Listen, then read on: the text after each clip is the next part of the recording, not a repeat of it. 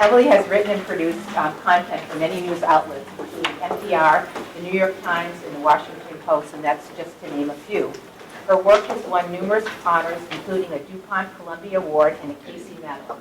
In 2017, Emily won the Excellence in Media Reporting on Education Research Award from the American Education Research Association. She's a frequent speaker and moderator and is the host of Ways and Means podcast. I'm thrilled to have Emily here today. I'm thrilled that you're all here. And I'd like to introduce you to Emily and then turn the whole rest of the day over to Emily. Thanks. So have a wonderful day. Thank you. Thank you, Janet. Thanks. Good morning, everybody. Can you all hear me? Okay, great. All right. So what I want to do today, I am so used to being the reporter in these kinds of professional developments in the back of the room recording, so it's so weird to be up here in the front. What I want to do today is spend the first part of the day before the break telling you about me, my story of becoming interested in reading, early reading instruction, what I've learned along the way, and then what I hope to do is get some good Q&A going. That's my favorite thing to do. So I want you guys to be thinking of your questions as you're listening to me talk, thinking of things you want to push back against, things that I'm saying. And then we're going to have a break. And then in the second part of the day, I'm going to talk a little bit about what I have learned from teachers and educators, like how they've responded to the reporting that I've done, and share with you some of the comments and emails and tweets I've gotten, and have you discuss these things among yourselves a little bit, and then maybe have a dialogue in the room. So hopefully the second part of the day will be a little bit less of you just sitting there listening to me and a little bit more of conversation. But I'm going to make you listen to me for a little while to tell you my story.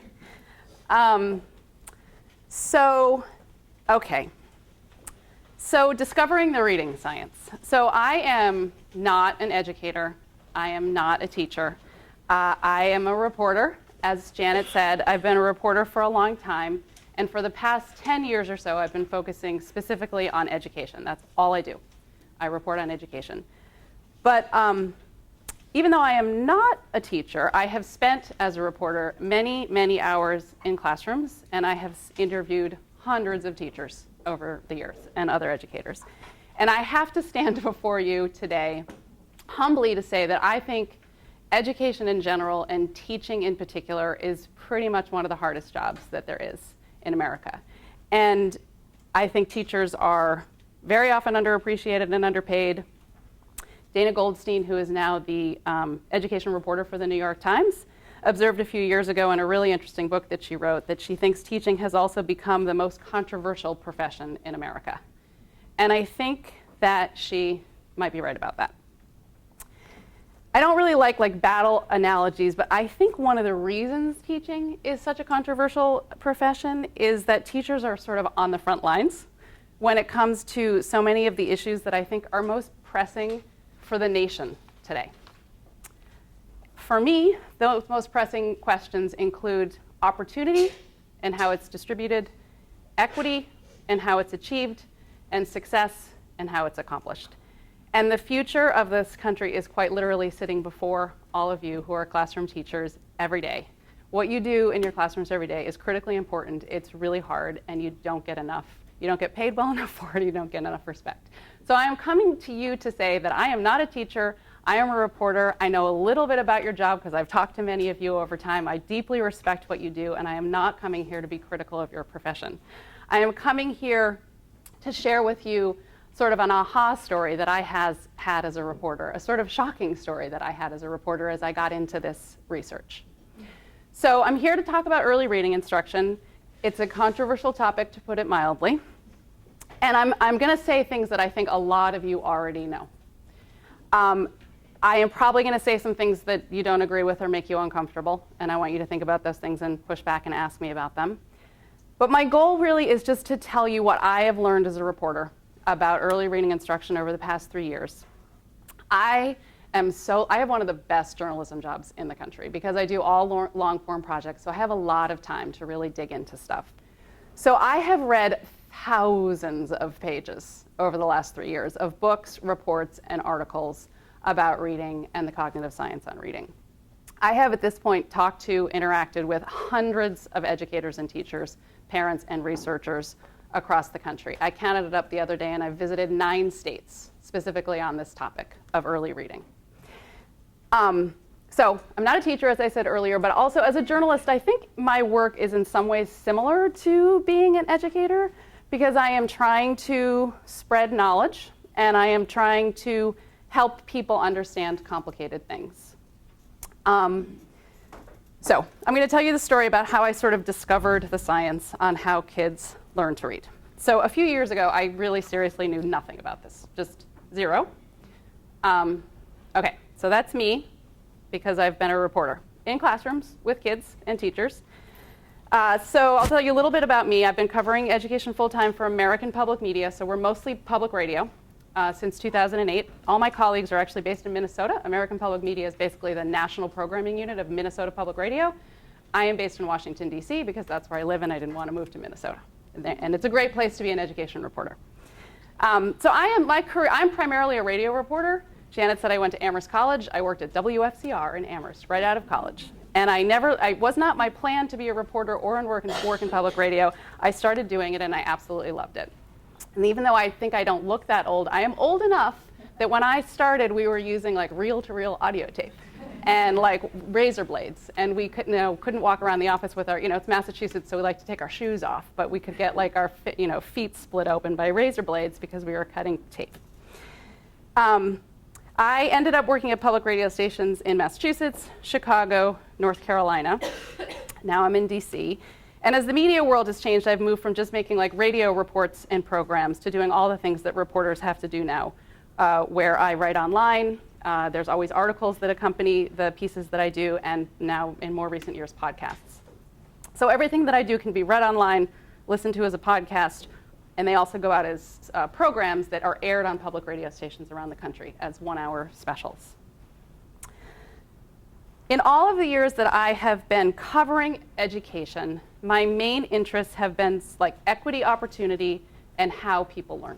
How do people learn, and how is that being translated or not into classroom practice? Most of my reporting until the last few years has actually been on secondary and post-secondary education. I kind of thought that's where it was at in terms of equity, opportunity, and how people learn. So that photo of me with the big mic and the little kids is actually one of the first projects I did for American Public Media, which was about preschool. But since then, I really haven't done much of anything on early education. It's all been higher ed and high school for the most part. But here's the story of what happened. So back in 2016, so like 3 years ago, I was working on a project about remedial education in college, or also known as developmental education. And it's pretty shocking, but that more than 4 in 10 college students end up in developmental remedial classes when they go to college. So what that basically means is they're in college, but they're still doing high school level work. And because they're in college and they're in high school, they're usually paying for these classes. So they're paying to do high school over again. And this is a really big problem for lots of students. Most students who end up in remedial classes do not end up completing college degrees. So as I was doing the reporting on this project on remedial education, I met several students who told me they had dyslexia. And I knew nothing about dyslexia. I have no personal or familial experience with it. I had not encountered it as far as I knew in the reporting work that I had been doing. But what I was hearing from these students who told me they had dyslexia is that they never got effective help with their reading issues when they were in elementary or high school. In fact, their dyslexia hadn't even been identified or acknowledged, and a lot of them didn't know they had dyslexia until high school or even later. Many of these students were adults. They were not right out of high school. And they had learned about they had sort of identified their reading issues in their late teens, 20s, or later. So I started to get really curious about learning disabilities in general and dyslexia in particular, because it seemed as if perhaps unaddressed learning issues might be one reason some students were ending up in remedial classes in college and then not going on to complete degrees. So this led to the reporting project that I did next, which is called Hard to Read. This was in September of 2017, and you can see it's available online as an article, which is in your folder, but then there's that little thing down there in the corner. Sorry, I should be pointing over here. That's the podcast that you can find it on, the Educate podcast. That's the name of our podcast. I'm going to tell you briefly what this project was about and briefly what the next 2 reporting projects on reading were about that followed, and then I'm going to kind of get into some of the big takeaways from all 3 years of reporting on reading. So Hard to Read was basically about why students with dyslexia have such a hard time getting what they need in public school. And as I'm sure many of you know, there is a very active dyslexia advocacy community now. And this community is fueled by parents, and it's mostly moms, whose kids were not learning to read. And many of these moms did all the right things, right? They read to their kids all the time. There were tons of books in their homes. Their kids had great oral language skills in a lot of cases, but when it came to making sense of the print on the page, like figuring out what those words say, their kids were lost. And the parents were in many cases lost because they didn't know what was wrong. And in many cases, the school wasn't saying anything was wrong, and the schools are the experts on education, so they didn't know what was up. So these moms didn't know what to do about it. And what I learned in that reporting project is that sort of bottom line, the schools didn't really know what to do about it either. And at the end of the day, a lot of these moms in the dyslexia advocacy communities, families, decided to get their kids private help. So tutors or specialized private schools. And at one point I was interviewing a group of moms in a dyslexia advocacy group near me, where I live in Maryland. And I realized that none of them had their struggling readers in public school anymore, not a single one. They had all given up on the idea that public schools were going to help their kids learn how to read. So instead, they were spending, in some cases, tens of thousands of dollars on private school. And because dyslexia runs in families, they were sometimes spending tens of thousands of dollars on 2, 3, 4, and I met one family with 5 children with dyslexia. Many of these parents were making huge financial sacrifices, borrowing money from grandparents and friends, taking extra jobs to pay the tuition at these private schools, but they were doing it somehow. They were making it work. And their kids were, in most cases, finally learning how to read with specialized help.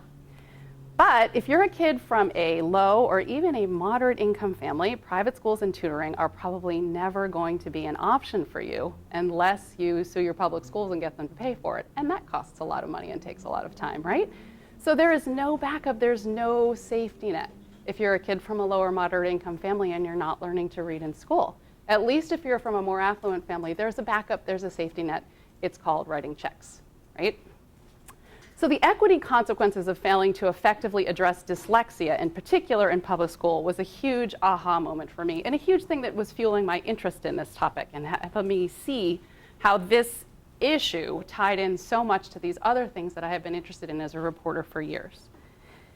Another big aha moment came when I started sort of digging into the research on dyslexia in particular, and I realized 2 things as I was starting to read these thousands of pages of research about this. Most kids with dyslexia can learn to read even pretty well if they're taught in ways that line up with what scientists have figured out about how our brains actually read, what is going on in our brains when we're reading the words on the page. And the other big aha was that what kids with dyslexia need to learn to become good readers is not different from what all people need to learn to become good readers. So kids with dyslexia may need more like an intense dose of a certain kind of instruction, but all kids benefit from instruction that kids with dyslexia desperately need. It is helpful for all people because while all children are different, one of the things that the cognitive science has figured out is that our brains are more similar than they are different, especially when it comes to reading. There are things that our brains need to go through to become readers, and it's not that much different if you have dyslexia or you don't. It's just that if you have dyslexia, it's harder to go through all those things. It takes more time, it takes more intense instruction. So this really led me to the more general question, and I would say the moms with dyslexia, particularly the moms with dyslexia who were still advocating for changes to help kids with dyslexia, even though their kids were no longer in public schools, they were fighting for other people's children. They were the ones that really helped me understand that there's this vast scientific research base about how we learn to read, and that it really isn't known very well in a lot of public schools. So it led me to this next question, which is basically like, how are kids being taught to read in American schools today? So this is the piece that Janet mentioned, which came out last September, called Hard Words. Again, you can read it, but the podcast episode, sometimes people tell me, oh, isn't the podcast just the article read out loud? But it's not. It really has more stuff in it than the article does. And I came from radio, so it kills me sometimes when people are like, I read your piece, and you listen to it? Because I spend most of my time making the radio piece, and then I spend like a week at the end like scurrying and writing the article. That's the truth. So anyway, hard words is where I went deep down into what I think of sort of as a rabbit hole on the science of reading, because it's a really deep one. I'm going to tell you what I mean by that term, the science of reading, in a moment, because I think it's kind of loaded and it needs some definition. But the two big takeaways from this reporting project for me were this. Lots of kids are not being taught to read in ways that line up with what cognitive scientists have figured out about how people learn to read. They're not being taught this way. This is the big aha number 2, because for the most part, teachers are not learning about this science of reading in their teacher preparation programs. They're just not being taught it. They don't know it. And you can't teach what you don't know. So this program, Hard Words, focused a lot on phonics instruction, because this has been the focus of so much debate and controversy for so many years. And I think because what scientists have discovered is that phonics skills are critical when it comes to becoming a good reader. And what I wanted to show in this program is why phonics instruction matters so much, because I think that sometimes gets lost in the nasty debates we sometimes have about phonics. So it is definitely true that the science of reading does not equal phonics instruction, and good phonics instruction does not equal good reading instruction. It is definitely about much more than phonics, but phonics skills is a foundation for learning to read. Good readers have good phonics skills. Some of them need to be taught it very explicitly, and some kids don't need much help. They figure it out. But if you are a good reader, and we're going to get into this, you need to have good phonics skills. You are good at sounding out words. You understand the ways that sounds and letters work in the English language. You understand something about the written language, even if you can't say all the rules. You don't necessarily need to know all the rules of the English language, but you know how it works. You have absorbed it. Schools that are not teaching phonics in a direct and systematic way are not giving all kids a fair shot at becoming good readers. If you're not teaching good phonics, you're just not giving all kids a fair shot. Ann Castles and Jennifer Buckingham are researchers in Australia. They've written a lot of really great, really accessible stuff about the science. And this is a quote in one of their papers.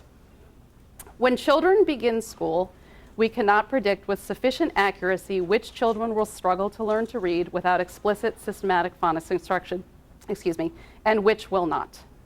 Therefore, the most ethical and prudent action is to provide all children with the most effective teaching methods based on the best available evidence, thereby accelerating the progress of all children and minimizing the likelihood that any child will struggle to learn to read.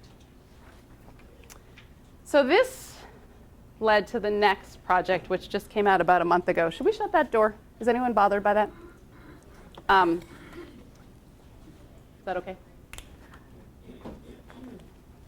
So this came out about a month ago. This is called At a Loss for Words.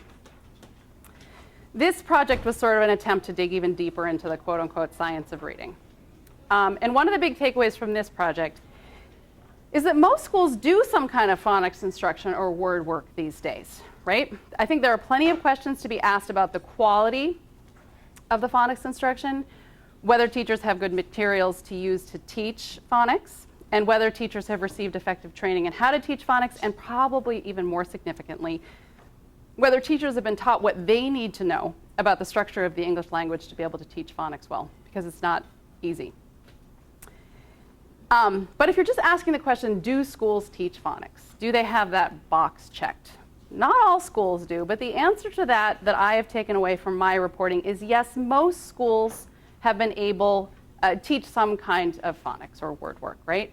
And I think at this point, and increasingly so, most publishers and curriculum developers know that they have to have some kind of phonics instruction in place for the materials to have even a chance of being considered research-based, right? This is pretty well accepted.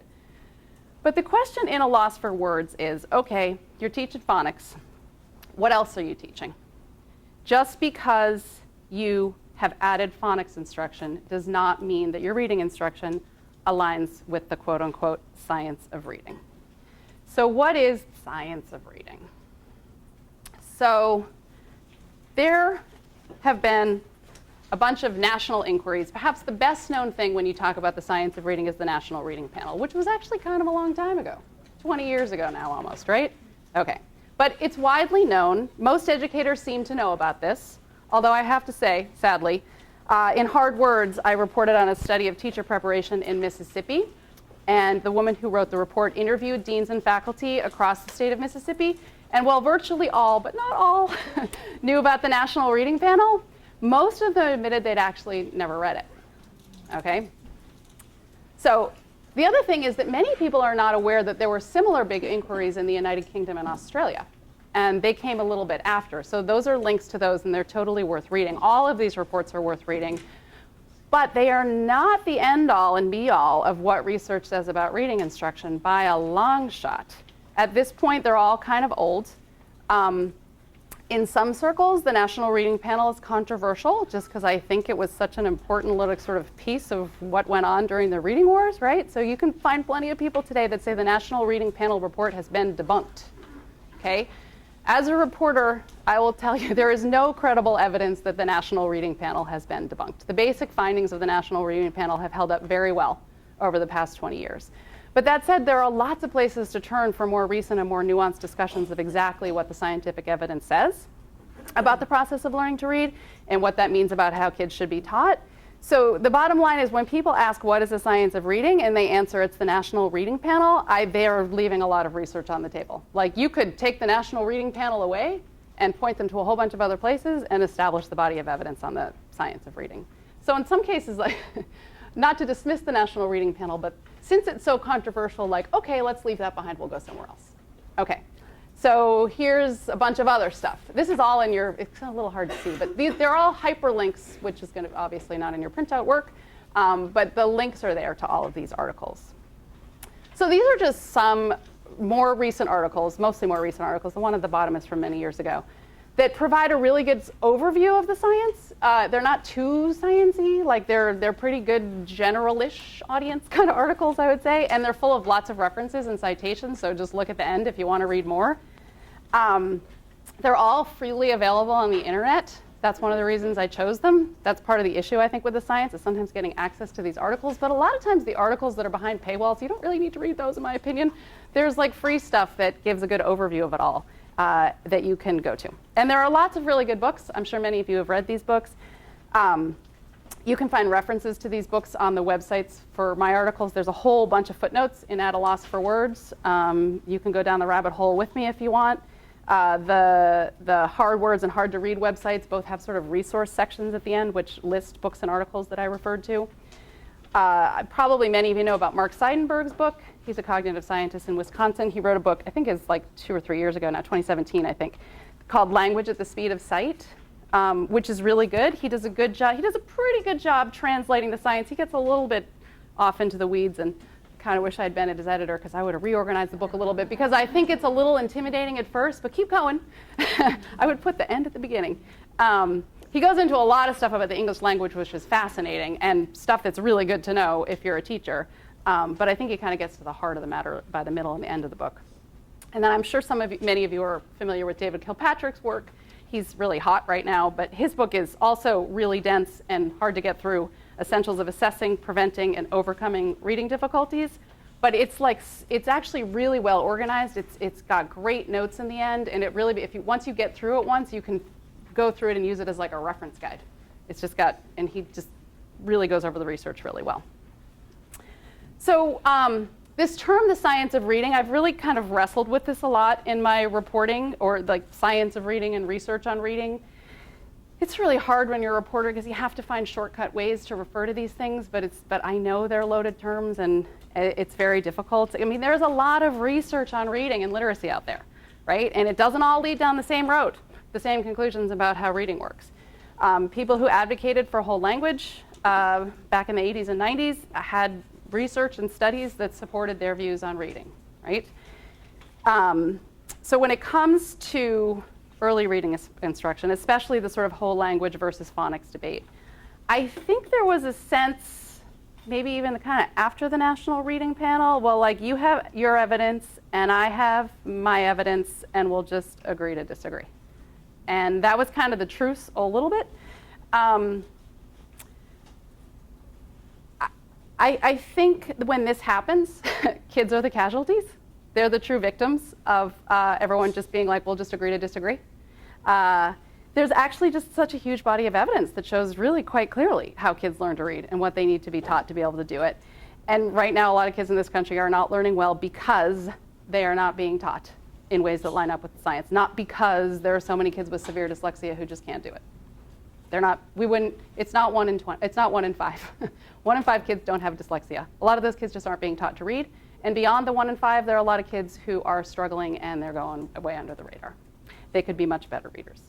So anyway, I've been trying recently in my reporting, because I've learned from feedback and criticism I've gotten to try to refer to not the research on reading or the science of reading, but more specifically the cognitive science research on reading. That is what I am referring to. It's also not entirely accurate or inclusive, because the evidence laid out in these articles and findings that I have here are not just from cognitive science, but they're from educational psychology, neuroscience, linguistics, much more. But in general, the research base I'm talking about here is sort of the cognitive science research on reading. And I think it's kind of clarifying, because what scientists have actually figured out about the cognitive processes involved, like what have they figured out about the cognitive processes involved in reading? Like what are skilled readers doing when they are successfully reading the words on the page?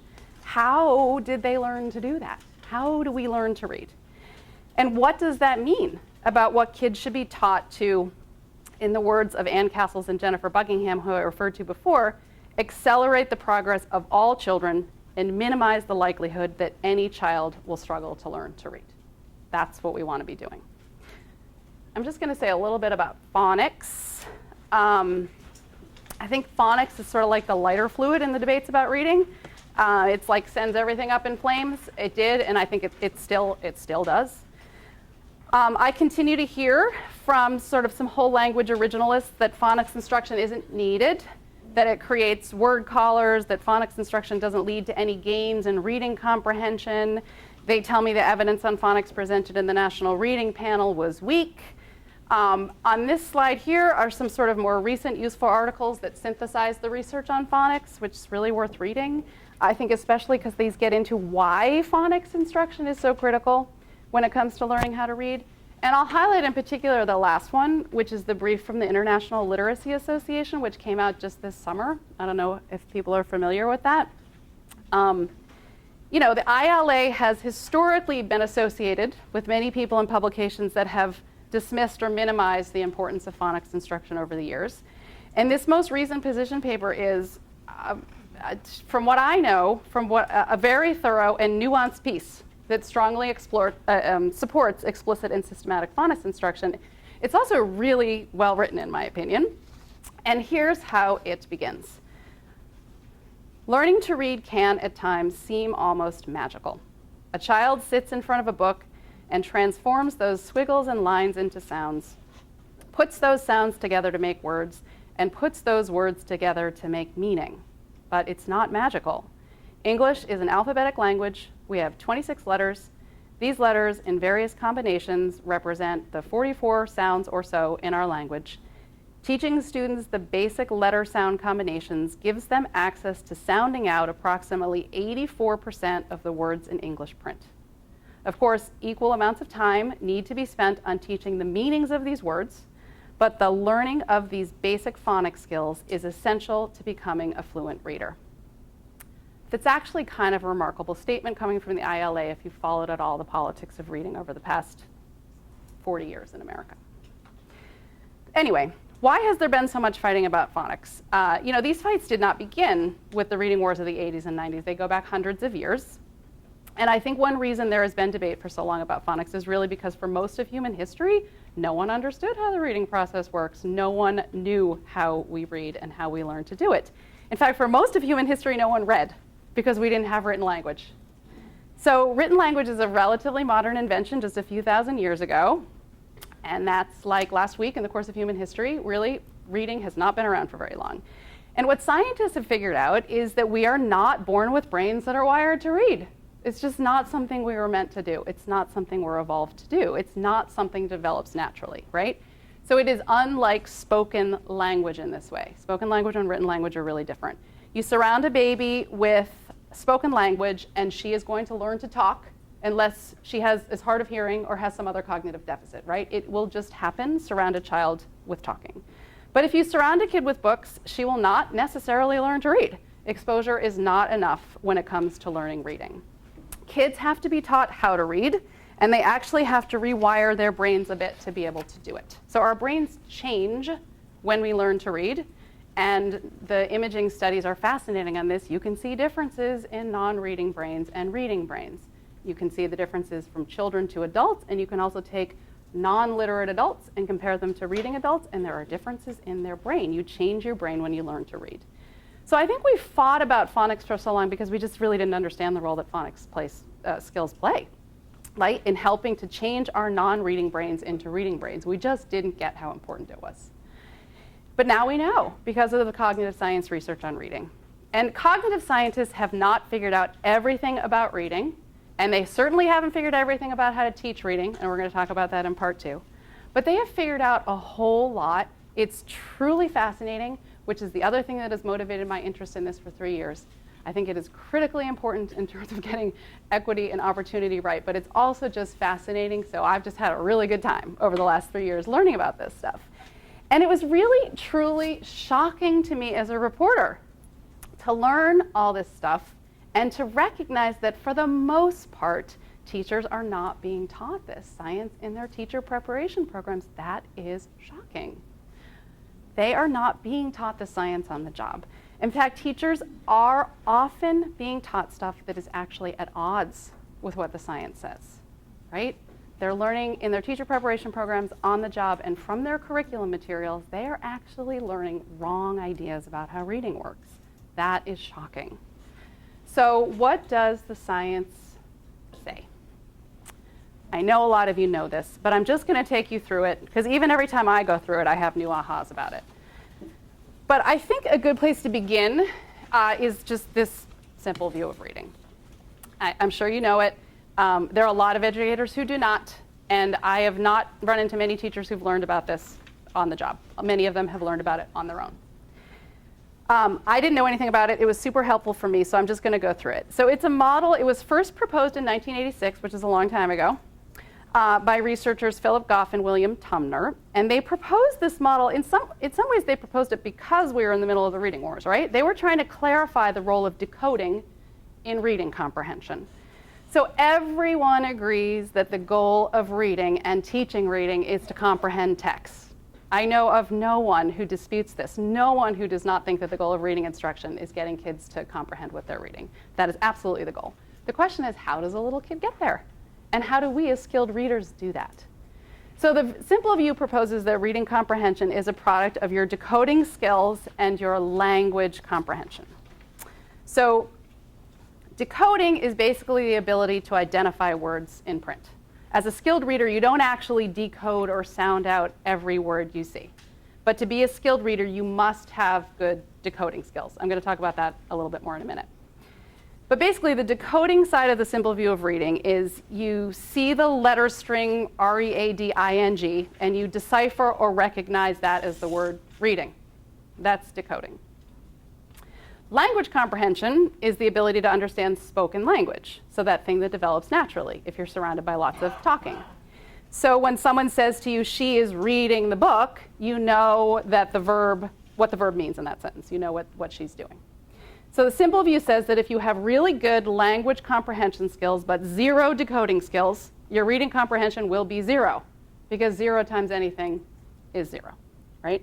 But it also says that if you have really good decoding skills but very poor language comprehension skills, you just don't know the meaning of that many words in spoken language, your reading comprehension is not going to be very good. So let's think about how this applies to learning how to read. So most kids entering school have very little skill on the decoding side of the equation, right? They might have fairly sophisticated language comprehension skills. In fact, there are a lot of 5-year-olds out there who know a lot of words. Sometimes they really can floor you with what they know, right? But they don't know, for the most part, how to read those words yet. This is why people who are familiar with the science of reading call for a heavy emphasis on phonics instruction in the early grades, Because if you want to get to reading comprehension, everyone agrees reading comprehension is the goal. You've got some language comprehension coming into school. What you need to learn, what you've got zero or just a little bit of, is decoding skill. So what you want to focus on, not the only thing we want to do, but what you want to focus on with little kids is getting their decoding skills up to the level of their language comprehension, at least, right? But Simple View clearly shows that focusing only on decoding would be a big mistake because it's only half the equation. So as you all know, as educators and teachers, kids come into school with very different language comprehension skills. Some kids know the meaning of lots and lots of words. Their oral language skills are very sophisticated, and some kids don't. Some kids have very small vocabularies. They just haven't had a lot of exposure to sophisticated oral language. So reading instruction that aligns with the Simple View would focus on the language comprehension side of the equation too, as an equity issue, right? You want to make sure that those kids who come in with not a lot of good oral language are being brought up to a more sophisticated level, the level of perhaps their peers who already come in with the advantages of having a lot already on the side of the language comprehension part of the equation. So to do this, this means lesson and activities that expand children's oral vocabulary, their listening, comprehension skills, their ability to know words. I was in a first grade classroom in Oakland, California that I feature in the most recent documentary, At a Loss for Words, where I would say the reading instruction was well aligned with the Simple View of reading. And what I saw was explicit phonics and phonemic awareness instruction in one part of the literacy block, right? Kids were broken into small groups depending on the level of their decoding skills, and the kids in this classroom were at a lot of different levels. This was a very high poverty school. Every single child in the class was an English language learner. They were at very different levels with their decoding skills. So the phonics instruction was differentiated to meet individual children's needs. You definitely want that because kids are definitely at different places when they're 5 and 6 years old, right? But another part of the reading instruction at this school in Oakland was explicit vocabulary lessons and lots of read alouds by the teacher. So the kids had learned some really amazing words, and they were taped up all around the classroom. And I remember going over to the teacher and being like, what are these words on the class? You know, you go into a lot of classrooms and there's all these big sight word lists. And I was like, what are these words? And they were all the words they'd learned in their explicit vocabulary, and they were on cards, and they were words like gigantic, extraordinary, neighborly, ridiculous. Remember, these are all English language learners, kids, okay? Those are pretty sophisticated words for first grade. And the vast majority of first graders are not going to be able to read those words in print. Even kids who have some skill on the decoding side, those are tough words. And they shouldn't be expected to read those words when they're in first grade, right? But they were learning the pronunciation and the meaning of these words so that when they are able to read them, they would know what the words mean.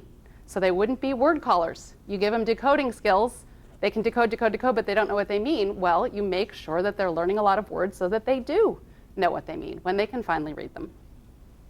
So the Simple View was proposed as basically like a theoretical model back in 1986, but the basics of this model have been reconfirmed by research over and over and over and over again since, right? So this is basically how reading works. There's a lot of things that you can complicate it with, but it's so helpful because it disentangles some of the stuff that's most contentious about reading, right? I mean, in the whole language view and in the balanced literacy view more recently, the focus right from the start is on getting kids to focus on the meaning of what they are reading. Whole language and balanced literacy are like meaning emphasis approaches to reading instruction as opposed to what a code emphasis, which is an early emphasis on phonics. So what the Simple View explains is how a child gets to meaning. They don't get there by focusing on meaning right away. Young children get to reading comprehension by focusing on decoding skills so they can eventually read all the words they know how to say. And early reading instruction that aligns with the science is a code emphasis approach so that kids can get to meaning. That's the point. So I'm sure many of you know about Scarborough's rope as well. It's another model for understanding how skilled reading works. Hollis Scarborough is a psychologist at Haskins Labs, you're here, who's been studying reading acquisition since the 1980s. She developed this back in 2001, and it kind of extends and complicates the Simple View of reading model. I mean, it says basically the same thing, but it just kind of explains a little bit more what's going on. So it includes the same two basic variables, language comprehension and word recognition is what she calls it. But it gets sort of into more detail about the variety of skills and abilities that go into each of these. Sorry, I keep pointing there, but I should be pointing here. I'm sorry. Anyway, you're looking up there. So Scarborough kind of thought of skilled reading as resembling the strands of a rope, which is what you see here. And she actually used pipe cleaners, as I understand in the beginning, to illustrate the kind of interconnectedness and interdependence of all these different components that go into skilled reading. So the upper strand is language comprehension. And so this is not just your vocabulary level. There's like all the words you know the meaning of in oral language, but also like your level of knowledge, the stuff you know. That's really important when it comes to reading comprehension.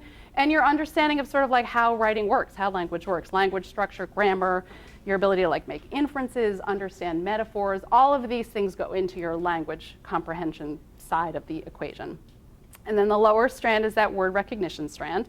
So this is like the simple view of reading. It shows that without good word recognition skills, you're not going to become a skilled reader. Zero. Like, you got to have good word recognition skills. So the question really is, how does a kid develop good word recognition skills? And what exactly does that mean, word recognition? The rope helps by making clear that an essential component of word recognition is phonological awareness. Understanding phonological awareness and sort of what it is and why it matters so much was a big aha, fascinating moment for me as I was learning about the science of reading. As I know you all know, phonological awareness is basically the ability to recognize and work with sounds in spoken language. And the big aha for me was that sort of this just understanding that while we use our eyes to read, the starting point for reading is sound. And what a child has to learn to become a good reader of English, an alphabetic language like English, is that words are made up of different sounds, and those sounds are represented by letters and combinations of letters. And that's basically called the alphabetic principle, which is there as part of the reading rope. So to be able to accurately read a word you don't recognize in print, you need to decode it, look at the letters, know something about the sounds those letters likely represent, and sound out the word, right? And then you can blend those sounds together, come up with a word you know the meaning of, boom, you've read the word, right? The rope model also includes sight recognition, under word recognition. And this is, so what scientists have discovered is that when you are a skilled reader, you instantly recognize the vast majority of words you come across in print. I am reading from my notes here. I know these words instantly. I'm not decoding them. I'm not like sounding them out per se. I know them immediately on sight. Science refer to these words that are instantly familiar to you as sight words. But that's a bit different than the way that I have seen sight words talked about in schools and curriculum materials, right?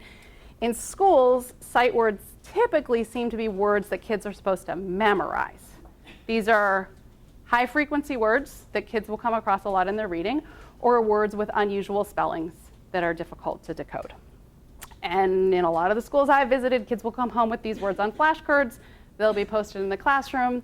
There could be dozens, even hundreds of words that kids are supposed to have in their sight word vocabulary by like the end of second grade. But as I'm going to get to in a moment, having kids memorize lots of words is not the best path to good word recognition skills. We do not memorize the words that we know. It's different. In fact, reading instruction that includes having kids memorize lots of words, where you have big long word walls with tons of words on them, it's probably not a reading instruction that is very well informed by the cognitive science research. One of the things that I think is really helpful about Scarborough's rope is that it illustrates the ways that good word recognition skills and language comprehension skills work together in a complex way. It's amazing to me, the simple view of reading. A lot of people reject that because they're like, oh, it's not simple. So don't tell me about the simple view. And you think, oh, okay. But it's not simple, but it is very helpful in taking apart the pieces of what leads to reading comprehension. And I like Scarborough's rope because it complicates a little bit more, and it's not called the simple view, which offends some people, I think. And it also really helps you understand that if a kid is struggling with reading, there can be a lot of different things that are going on, right? If any of these like strands in the rope is weak, the rope is not going to be as strong and thick as it could be. So all struggling readers do not share the same problem. However, one of the fascinating things that research has really shown is that weak word recognition skills are the most common and most debilitating source of reading problems. Like, that is the issue for most people who are struggling with reading.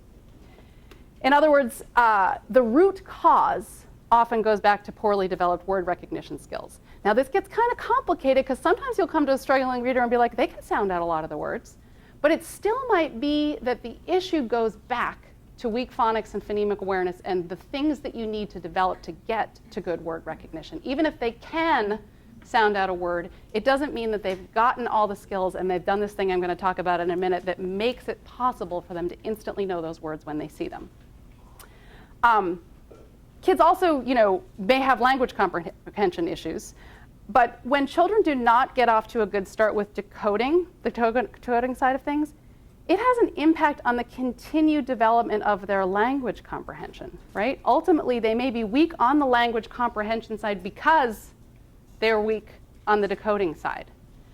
And there are some researchers who have written really eloquently about this problem. They call it the Matthew effect. Because basically, when it comes to reading, the rich get richer and the poor get poorer, and it happens right away.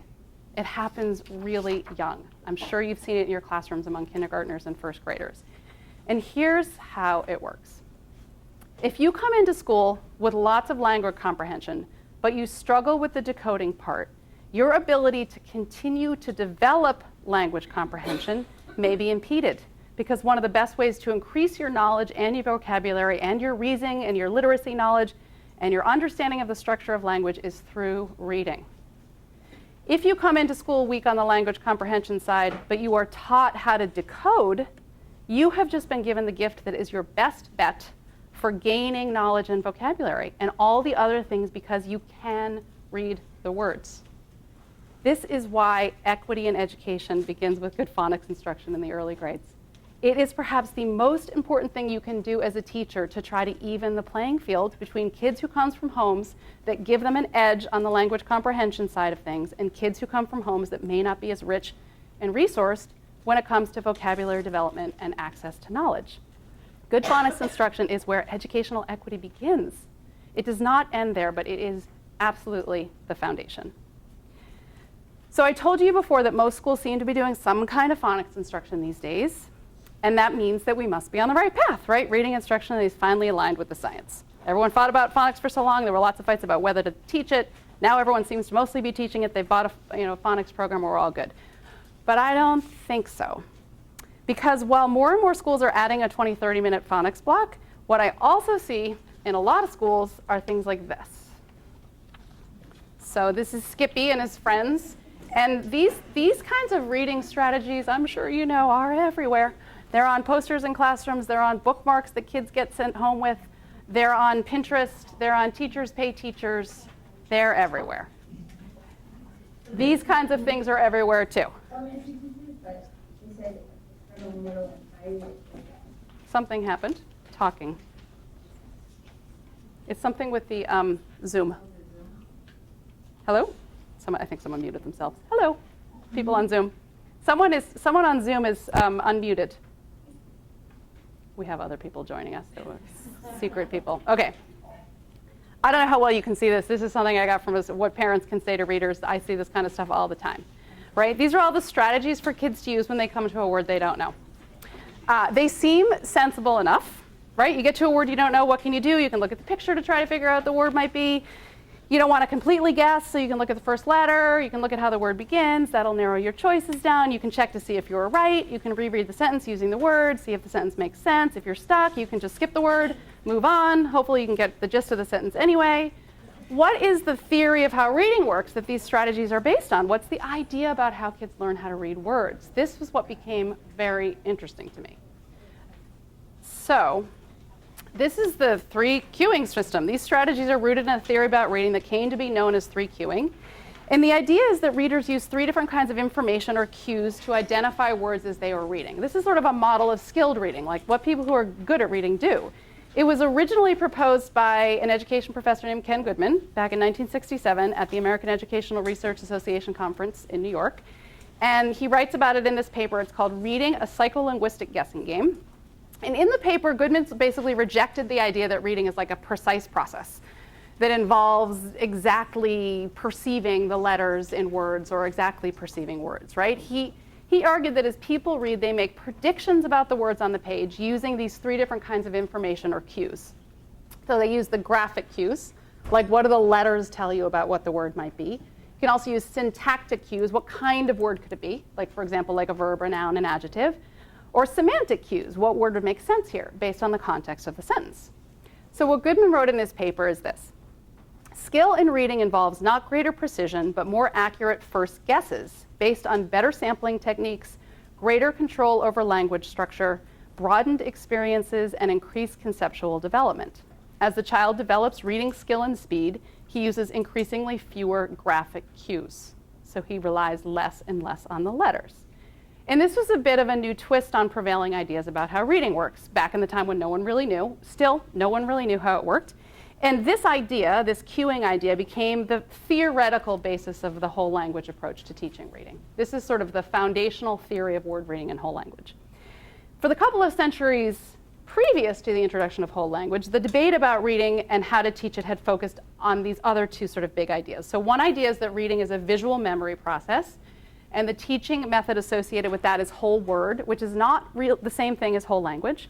The basic idea is that if you see words enough and you associate them with their meaning, you eventually store those words in your memory as visual images. And this is really the idea behind flashcards and long lists of sight words that kids are supposed to memorize, right? And then the other idea is that reading requires knowledge of the relationship between sounds and letters, and that the way to identify a word is to sound it out. And this is the phonics approach. So reading instruction was like a series of pendulum swings between whole word and phonics for a really long time until this new idea came along that started to gain traction in the 1970s, that people don't read by sounding out words, and they don't read by memorizing words as wholes either. Instead, they use this cueing system. That is, they use context to predict what the words will be, and they look at the letters to check their predictions. A lot of people don't necessarily know that three cueing is the idea. They know it more as MSV. So meaning is the idea of using meaning to figure out what a word is. S is for using sentence structure, and V is for using the visual information, the letters and the words. And this can be traced back originally to Marie Clay, who's the founder of Reading Recovery. She was a developmental psychologist in New Zealand. She came up with these ideas about reading. They were similar to Ken Goodman's ideas at about the same time. They didn't actually develop these cueing ideas together, and Marie Clay actually doesn't use that term. But they did meet and travel in similar literacy circles in the 80s and 90s. They influenced their ideas. I actually interviewed Ken Goodman about this, talked to him about this. And the MSV idea has been popularized in the United States mostly by Irene Fountas and Gay Sue Pinnell, who learned from Clay in the 80s. And more recently, the cueing theory of reading has been taken up by Lucy Calkins and incorporated into the reading workshop, reading units of study model that comes out of Teachers College Reading and Writing Project. So I spent a lot of the last year reading those. That's my office floor. So cueing is really foundational to the Calkins and Fountas Pinnell approaches, okay? And I know this because I spent the last year reading their books. They have written a lot of books about reading. I looked at their materials. I have a whole benchmark assessment system in the corner of my office. There is definitely phonics and phonemic awareness in these approaches, but a few things that are important to recognize. The emphasis on phonics in Calkins, in Fountas and Pinnell is relatively recent. I've read earlier editions of all their books. I mean, Calkins now sells phonics in her new units of study for teaching phonics. And Fountas and Pinnell published a book on phonics in 2017. It's notably the slimmest by far of all of the books that they have written on reading. But if you look back at old editions of their books and materials, you will see mentions of phonics, especially in Fountas and Pinnell, not as much in Lucy Calkins that I found. But it's kind of a smallish nod towards phonics, and it's a nod that aligns with the cueing system. The idea is that phonics is one way to know what a word is. It's one strategy. It's that third cue in the three cueing system, the graphophonic cues. That was really the idea. So yes, there was some phonics, but it was within the idea that cueing is the way that we read. I think what educators need to know is that if you buy and use materials from Calkins and Fountas and Pinnell, you're buying an approach to teaching reading that's rooted in the three cueing theory. And the three cueing theory is the theoretical basis of whole language. So Calkins and Fountas and Pinnell and others out there are now generally associated with what's called balanced literacy. Fountas and Pinnell now reject that term. They don't call themselves balanced literacy, they call themselves responsive teaching. But they were balanced literacy for a long time. And it sounds great. The idea of balance in reading instruction is really important. You totally want your reading instruction to be balanced in a way that reflects the simple view of reading and Scarborough's rote model. So in early instruction, that means a heavy emphasis on decoding skills, but also lessons and activities that develop oral language and knowledge. But if you look closely at balanced literacy materials, what you see is the three cueing theory of reading with some phonics and phonemic awareness mixed in, and increasingly in recent times is being mixed in. So this is why people say balanced literacy is basically whole language plus some phonics, because balanced literacy people are very offended by that. We're not whole language, but it's the theory of word reading and whole language plus some phonics. The theory of word reading that underpins balanced literacy is a theory of word reading that underpinned whole language with some phonics added in. And in 2019, you simply cannot with a straight face sell a product and claim it's research-based without having phonics and phonemic awareness. So you're going to see more and more phonics and phonemic awareness getting added into balanced literacy. But here is what I see happening out there. Instructional approaches with deep roots in whole language ideas about reading are updating their materials. And I've come to think of it as a phonics patch. So schools are doing this too. They're using balanced literacy materials, and they're attempting to line our instruction up with what the science says by adding a phonics patch. They buy a phonics program. And what you're likely to find in a lot of classrooms is 20 to 30 minutes of a phonics program, and then readers workshop and guided reading, where kids are taught that when they come to a word they don't know, they can sound it out and use what they've learned in their phonics lessons, but they can also use all those other strategies. They can think of a word that makes sense, they can look at the first letter of the word, or they can just take a page from Skippy the Frog and just skip the word altogether. And what is wrong with that? Why not teach kids lots of strategies to help them when they come to a word they don't know? I mean, that's what a lot of teachers say to me. Why wouldn't we give kids lots of strategies to deal with words they don't know? Well, it really comes back to the science. Like, what is going on for these little boys as they're learning how to read? Like, what's going on in our brains when we read? How do good readers do it? So like I said, no one really knew the answers to these questions until, well, I'm going on much longer than I thought. Okay, I really want to talk about this part though. This is really important. So no one really knew how we learned to read until kind of recently. But with the rise of like the cognitive revolution in psychology back in the 1970s, and more recently with neuroscience research and brain imaging studies, scientists have really figured out a whole heck of a lot about how we read. And they figured out that skilled readers do not use cues and context to read words. In fact, that is how poor readers read. People who are struggling with reading use context, guess, and skip. Guessing words from context, memorizing whole words, these are the strategies that struggling readers use to get by. There are many very, very bright people who are poor readers who can get the gist of text with these strategies. They find ways to cope and compensate for their poor reading skills. But if you talk to them, and I have talked to many of them, and they all cry in my interviews with them, all of them, they will tell you that reading is slow and tedious, and it is just not a lot of fun. They don't like to do it. They avoid reading if they can, and they're often deeply ashamed and embarrassed about their poor reading skills. The idea that someone might ask them to read something out loud, it sends shivers down their spine. They spend their life in sort of a low state of low-level anxiety about this because of their reading. It's an awful way to be. Why are these people struggling with reading words? Well, in many cases, the root cause of their problem with word reading goes back to weak phonemic awareness and phonics skills and word recognition. They either have a phonological deficit that makes understanding the relationship between sounds and letters especially difficult. In other words, they have dyslexia, or they were never taught how sounds and letters work, and they were unable to acquire this knowledge in some other way, either outside of school, because mom and dad paid for a tutor, or in spite of their instruction. They weren't able to figure it out. And in many cases, it's both. A child has weak phonological skills, and he or she wasn't taught what they need to know about sounds and letters. So many kids who struggle are instructional casualties. They're not dyslexic. They just haven't been taught how to read. So let me explain a little bit about what scientists have learned about how skilled reading works. One of the big things that they've discovered is that the key difference between skilled readers and unskilled readers is the ability to instantly and accurately recognize words. Skilled readers know tens of thousands of words instantly on sight. In fact, if you're a skilled reader, your brain has actually gotten the brain you were born with that couldn't read at all and wasn't meant to do it, you've gotten so good at reading words that you process like the word chair faster than a picture of a chair. Okay, your brain is just really good at that. How did that happen? It happens through this process called orthographic mapping, which I find completely fascinating and had to fight my editor, Stephen Beale, to include that term. Because they're like, that's so weedy, Emily. I was like, but people have to understand this. Orthographic mapping. So what is it? Orthographic mapping occurs when you pay attention to the details of a written word and you link the word's pronunciation and meaning with its sequence of letters. For example, a child knows the meaning and pronunciation of the word pony. The word pony gets mapped to his memory when he links the sounds pony to the written word pony. This requires an awareness of the speech sounds and words and an understanding of how those words are represented by letters. So you need phonics skills to orthographically map words to your memory. If you are going to become a person who knows tens of thousands of words instantly on sight, you need phonics skills in the first place. Once a word has been orthographically mapped to your memory, you know it instantly on sight. In fact, you literally cannot suppress your ability to read the word. And these studies are fascinating. I mean, they can flash words in front of your face. You don't even know you read it, and they can tell that your brain processed and read the word. You cannot suppress your ability to read words that you have orthographically mapped to memory. So you don't sound out those words when you see it. But you know it instantly because at some point you successfully sounded it out. And you connected the spelling of the word with the meaning and the pronunciation.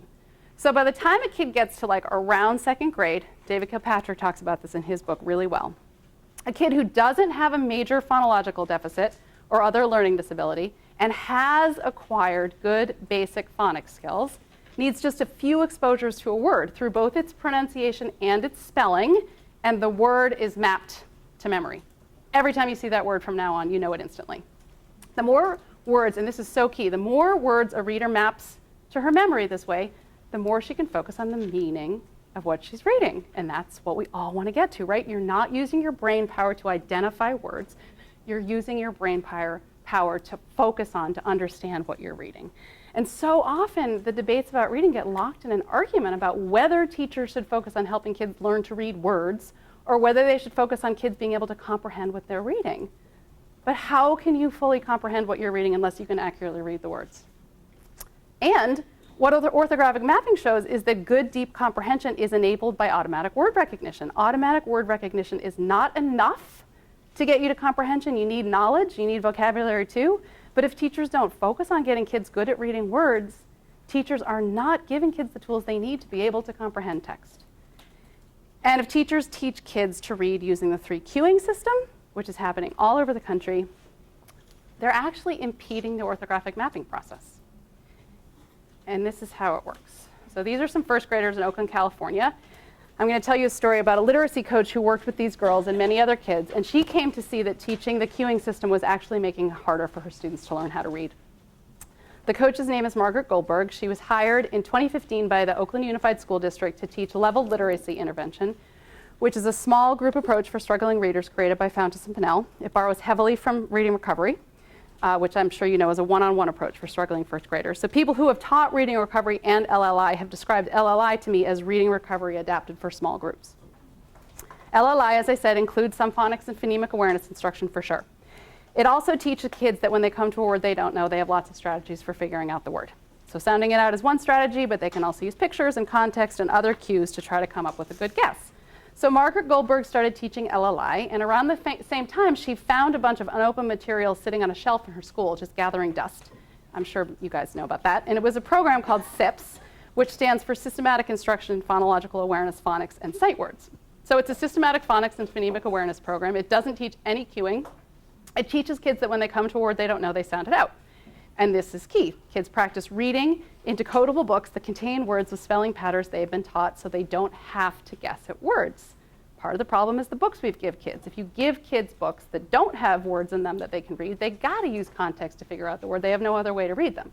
This is the importance of decodable readers at the very beginning of learning how to read.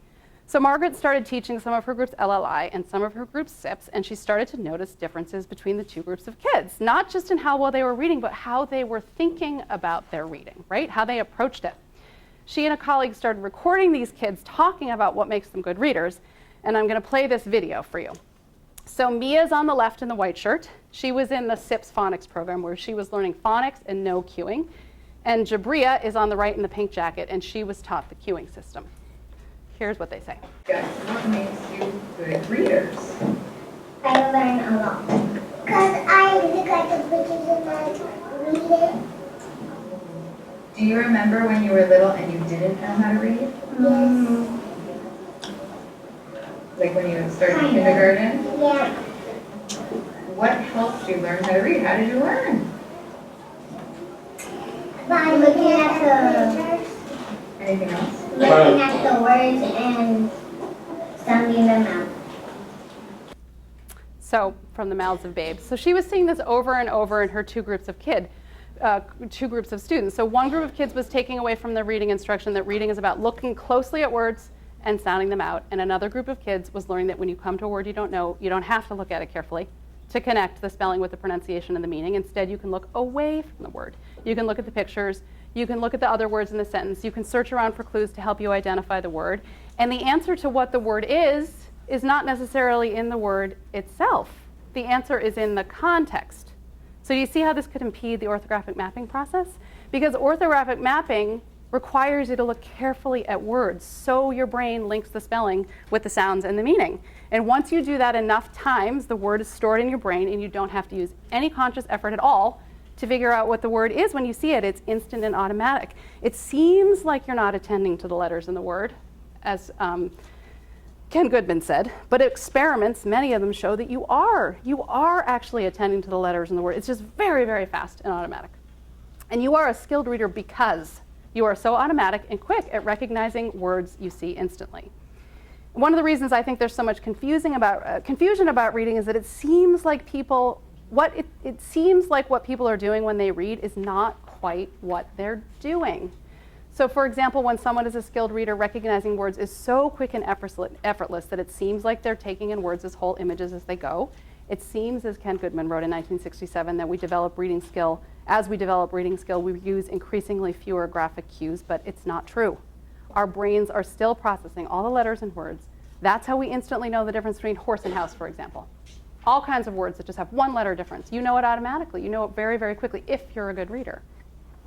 Margaret Goldberg, the literacy coach in Oakland, began to think that teaching kids cueing was actually making it harder for them to learn how to read. And here's what she said to me in an interview about the kids she was teaching in LLI. I did lasting damage to these kids. It was so hard to ever get them to stop looking at the picture and guess what a word would be. It was so hard to ever get them to slow down and sound a word out because they had this experience of knowing that you predict what you read before you read it. So after just a few months of teaching LLI and SIPs, Margaret just stopped teaching LLI. She just refused to do it. She's a little bit of a rebel. So that's Margaret with the long blonde hair and the blue sweater, and I'm going to tell you who the other people are in a minute. But these insights and ahas really kind of she was just wrestling with this, and it led her to start reading the cognitive science on reading, which she didn't know. And it was not stuff she'd been taught, and she was shocked by what she was learning, how different it was from the curriculum materials that she had and what they were telling her about how reading works. She wanted to share it with her colleagues, so these are some of her colleagues. Dana Chalono, Erin Cox, and Lonnie Bendick are the other women in here. They represent the Oakland Unified School District and 2 charter school districts in Oakland, the Aspire Public Schools and Education for Change. And they're doing this project. Their basic goal, they're trying to educate their colleagues, not just on the importance of phonics and phonemic awareness, but on the problems with cueing. When kids are taught cueing, they are being taught to read the way that poor readers read. And it's not just that they're being taught the strategies and habits of poor readers. You know, as I said earlier, the orthographic mapping process is being impeded.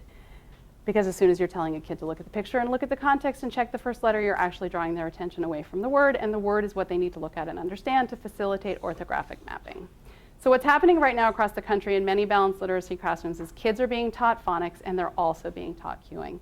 And some kids can overcome this contradiction. They figure out pretty quickly that sounding out a word is the most efficient way to know what it is. And these kids tend to have pretty good phonological skills. Understanding how sounds and letters work come easily to them. They may not even need that much instruction.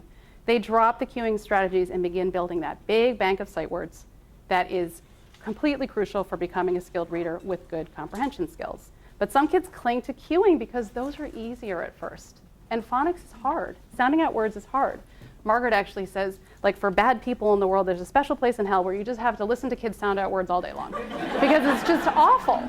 It's like Sisyphus and his rock, you know? And she says, that's part of it. It just sounds so bad. We don't want kids to be stuck in that sounding out.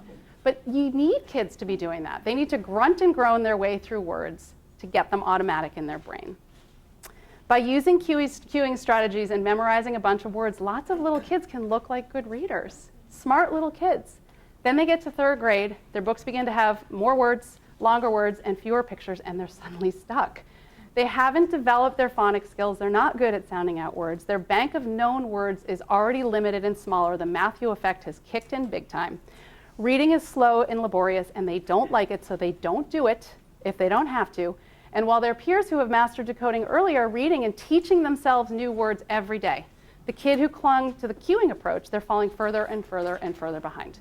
And when these poor reading habits are ingrained in an early age, it can be really hard to get rid of them. I've talked to a whole lot of tutors who work with struggling readers, and they almost all, I think maybe all of them tell me, that the very first thing they have to work on with a new student is overcoming the guessing and skipping habit.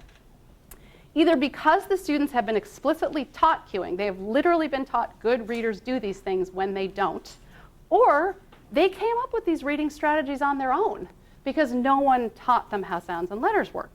The cueing is what you come up with when no one teaches you how to read and you don't have the good phonological skills to figure it out on your own. So no one taught them how to read the words, so they came up with cueing. So I think what's happening right now across the country is that schools and curriculum providers are increasingly accepting and embracing the research that shows kids have to be taught how to read words. They need phonics and phonemic awareness instruction. They're adding this if they didn't have it before, and that's a step in the right direction. But I think the more difficult question now is, what else do you teach? If you add phonics but you still teach cueing, are you really helping all of your kids learn how to read? Are you really giving them a good shot at becoming skilled readers? And it's tricky because it's a big sunk cost situation. I mean, sunk cost in terms of training, teachers have been taught the cueing system, the ones I've talked to, and I've seen it in teacher prep textbooks. They're taught it in teacher prep, they're taught it in PD, they take it away from the curriculum materials. And it's sunk costs in terms of these materials. Districts have spent thousands, millions of dollars on materials that teach cueing, and where cueing is a foundational idea. It is the foundational idea of how reading works. It is so much easier to add something than it is to take something away. But if you look at the cognitive science, adding phonics, I don't think it's going to do it. Taking away 3 cueing has to happen too. So the challenge facing schools is really how to do that. So I'm just going to close with a few thoughts, maybe give you a break and do Q&A after the break, because you've been sitting here long enough. But let me just give me like a couple more minutes to say a few more things. So we have one page where all 3 of the documentaries that I've done recently that have a lot of the stuff that I've just talked about, it's all in there. Especially if you want to hear about Margaret Goldberg and her colleagues, what they're doing in Oakland. And I'm going to bring Margaret up in part 2, because her life has been made difficult by the documentary. I'll tell you about that. Anyway, a few summary and concluding thoughts. So my big takeaway from 3 years of reporting on early reading instruction is that as a nation, we're facing a really, really, really big challenge. Teachers are not, as a rule, learning about this cognitive science of reading in their teacher prep programs. They're not learning about it in their professional development. And the curriculum materials are actually teaching them a theory of reading that was debunked decades ago by reading scientists. A lot of the work on using context to read words was done in the 1970s because cognitive scientists thought it was a good idea at first. They thought, that makes sense. What Goodman came up with, that sounds good. Then they started testing in the labs. We're like, whoops, it's the opposite. It's not teachers' fault. I think it's totally unfair to teachers that we're in this situation.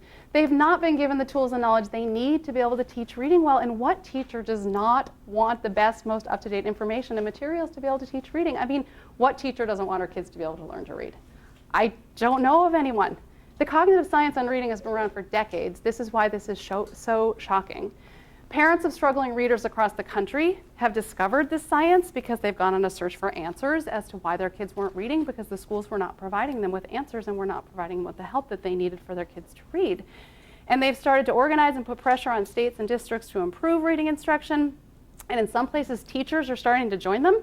And what I have found in my reporting is that often it's teachers they have their big aha moments about this when their own kid struggles to learn to read. And they become the desperate parents searching for answers, and the answers are in the research, and they find it, and they didn't know about it before.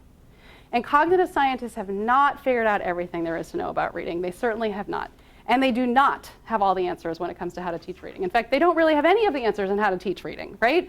But they've figured out a whole lot, and this information is just having a really hard time making its way into schools and schools of education, and there's active resistance to it in some places. You know, and the resistance, I think, is a legacy of the reading wars, but it's really time for these wars to stop and everyone to turn to the evidence, because the kids are the ones who are the casualties of all this, and so are the teachers. I think this whole topic can be really intimidating for teachers. It's definitely intimidating for journalists like me, and I talk to a lot of other journalists who want to cover it, and they're afraid of this topic too, because there's a lot to learn. It's not just about the science of how reading works when it comes, for teachers, but it's about the structure of the English language and how to teach reading and spelling well. I mean, and unfortunately, we're stuck with this language. It's kind of complicated. But it does, if you really understand it deeply, you can explain the spelling of virtually every English word. If you know about morphology and etymology and you have a really good deep understanding of phonics, like there's only a few, you can explain every word. It just comes from that wacky way we used to spell things, back in England a long time ago.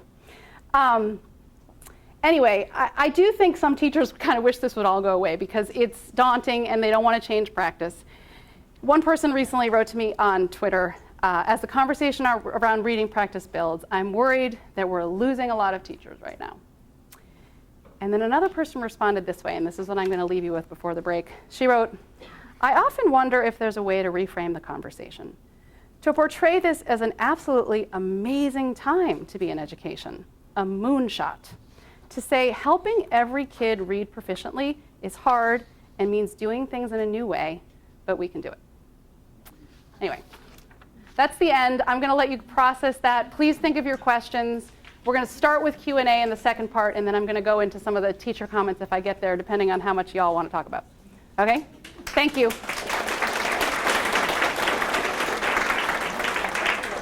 I'm going to kind of wing it now. I had a plan for part 2, and I'm going to change it up a little bit. So I think I just want to start with some Q&A. A couple people came up to me and said, I have a question I'm dying to ask, but I can't ask it if it's on tape. So if you have a question that you can't publicly ask, you can write it on a piece of paper and hand it to Janet, and you don't have to have your name associated. However, I hope some people are willing to just ask questions to get the conversation going. Does anyone want to start us off with a comment or a question? Yes. So wait a minute. We stand up. I think we're supposed to do, what am I supposed to do with this, Janet? Oh my God, do I really throw it to you? Is that for real? I've never seen anything like this. Right here, right here. Oh, I've never seen such a thing. I'm in like audio. That's so cool. I want one of those. Is it on? All right. Okay, let's listen to her question. You willing to tell us who you are? And I'm a special ed teacher. And I had a question about the detriment of the 3 queuing system on kids. Can you tell me some research article or something that I can bring back to explain to anybody else who might not understand that it actually can be very detrimental to kids? And I also was wondering if you have any studies or if you come across any studies about the impact of the 3 queuing system and ORF results. I think it's something that our district is very interested in. Okay. So the whole issue with the 3 queuing system is something that I kind of came to cumulatively as I started to understand what the research says about how skilled reading works, right? And what some of the ideas have been about that over time. Here's the issue with sort of showing the detriment of the 3 queuing system. You can't really do a study of that because if you know that it's a problem, and I'll tell you how researchers know it's a problem because what the cognitive science has revealed is that the queuing system describes the way that poor readers read, not the way that skilled readers read. So you have to have someone understand that. You have to take someone along on that. And David Kilpatrick's work is really helpful as a way to begin on that. This stuff is complicated and there's not one study you can hand to someone. And I asked this question, like, where's the proof that this is harming kids? Once you know it's a problem, you can't do a study because that's unethical. You can't teach kids the queuing system and then teach them not. And I don't know of anyone who's done that. However, there are plenty of people who will point to you that the queuing system is really a foundation of a lot of how we're teaching reading. Our reading scores aren't too good. We have a lot of kids with dyslexia. They don't all have dyslexia. We've got a problem. It's very messy and complicated out there. So there's not sort of one study and one way you show it. I think you have to take people through the fascinating aha, which is like, how do we read? Like, how does that work? And the profound thing for me was recognizing, I mean, and others, that there's a way that skilled reading works. And I think one of the problems One of the big problems with the whole language approach and sort of the way that balanced literacy has sort of evolved from whole language is kind of an idea that the way you become expert at something is to mimic what experts do, rather than to go through a series of steps to become an expert at something.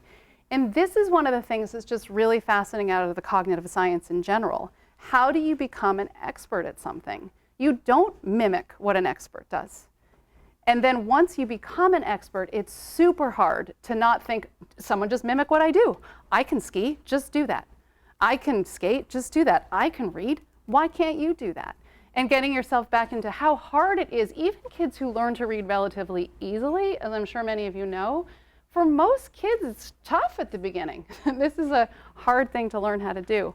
So I don't have a good answer for you on that, except that the answer to this question in general is just better knowledge of the reading science, because I guess the one other thing, and then we'll move on to the next question, so someone think of a next question. I think the other aha I had as a reporter is that if you have a deep knowledge of how kids learn to read and why phonics instruction matters, and this has happened to a lot of teachers I've talked to, you have your own aha of like, why am I teaching the cueing system?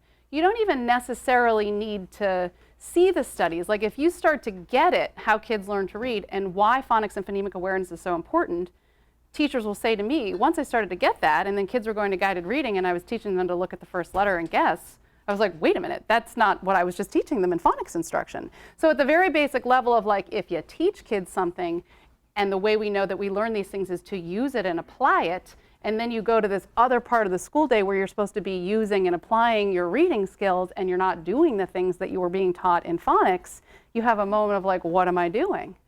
And the fact is, the fact that not enough teachers are having that cognitive dissonance tells me that not enough teachers are really getting a good understanding of the science. So that's the complicated answer to your question.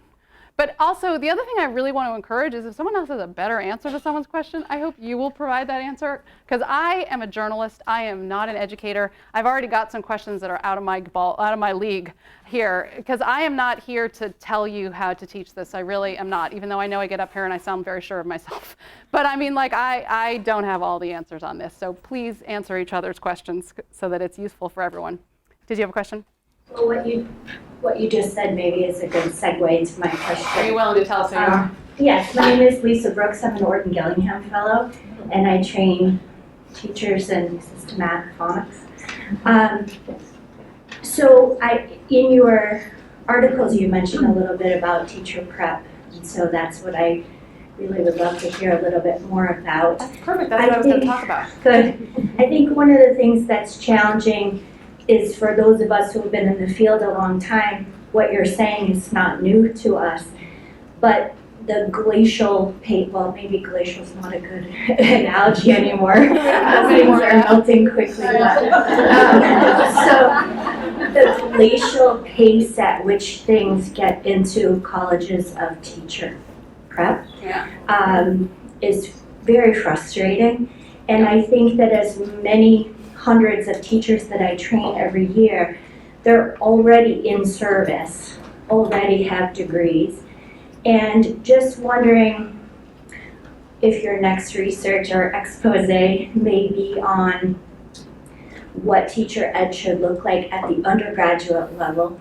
And I think that it's tricky here in Mass and even in neighboring Connecticut, where we have very high standards. We are some of the first states to have teacher tests for literacy.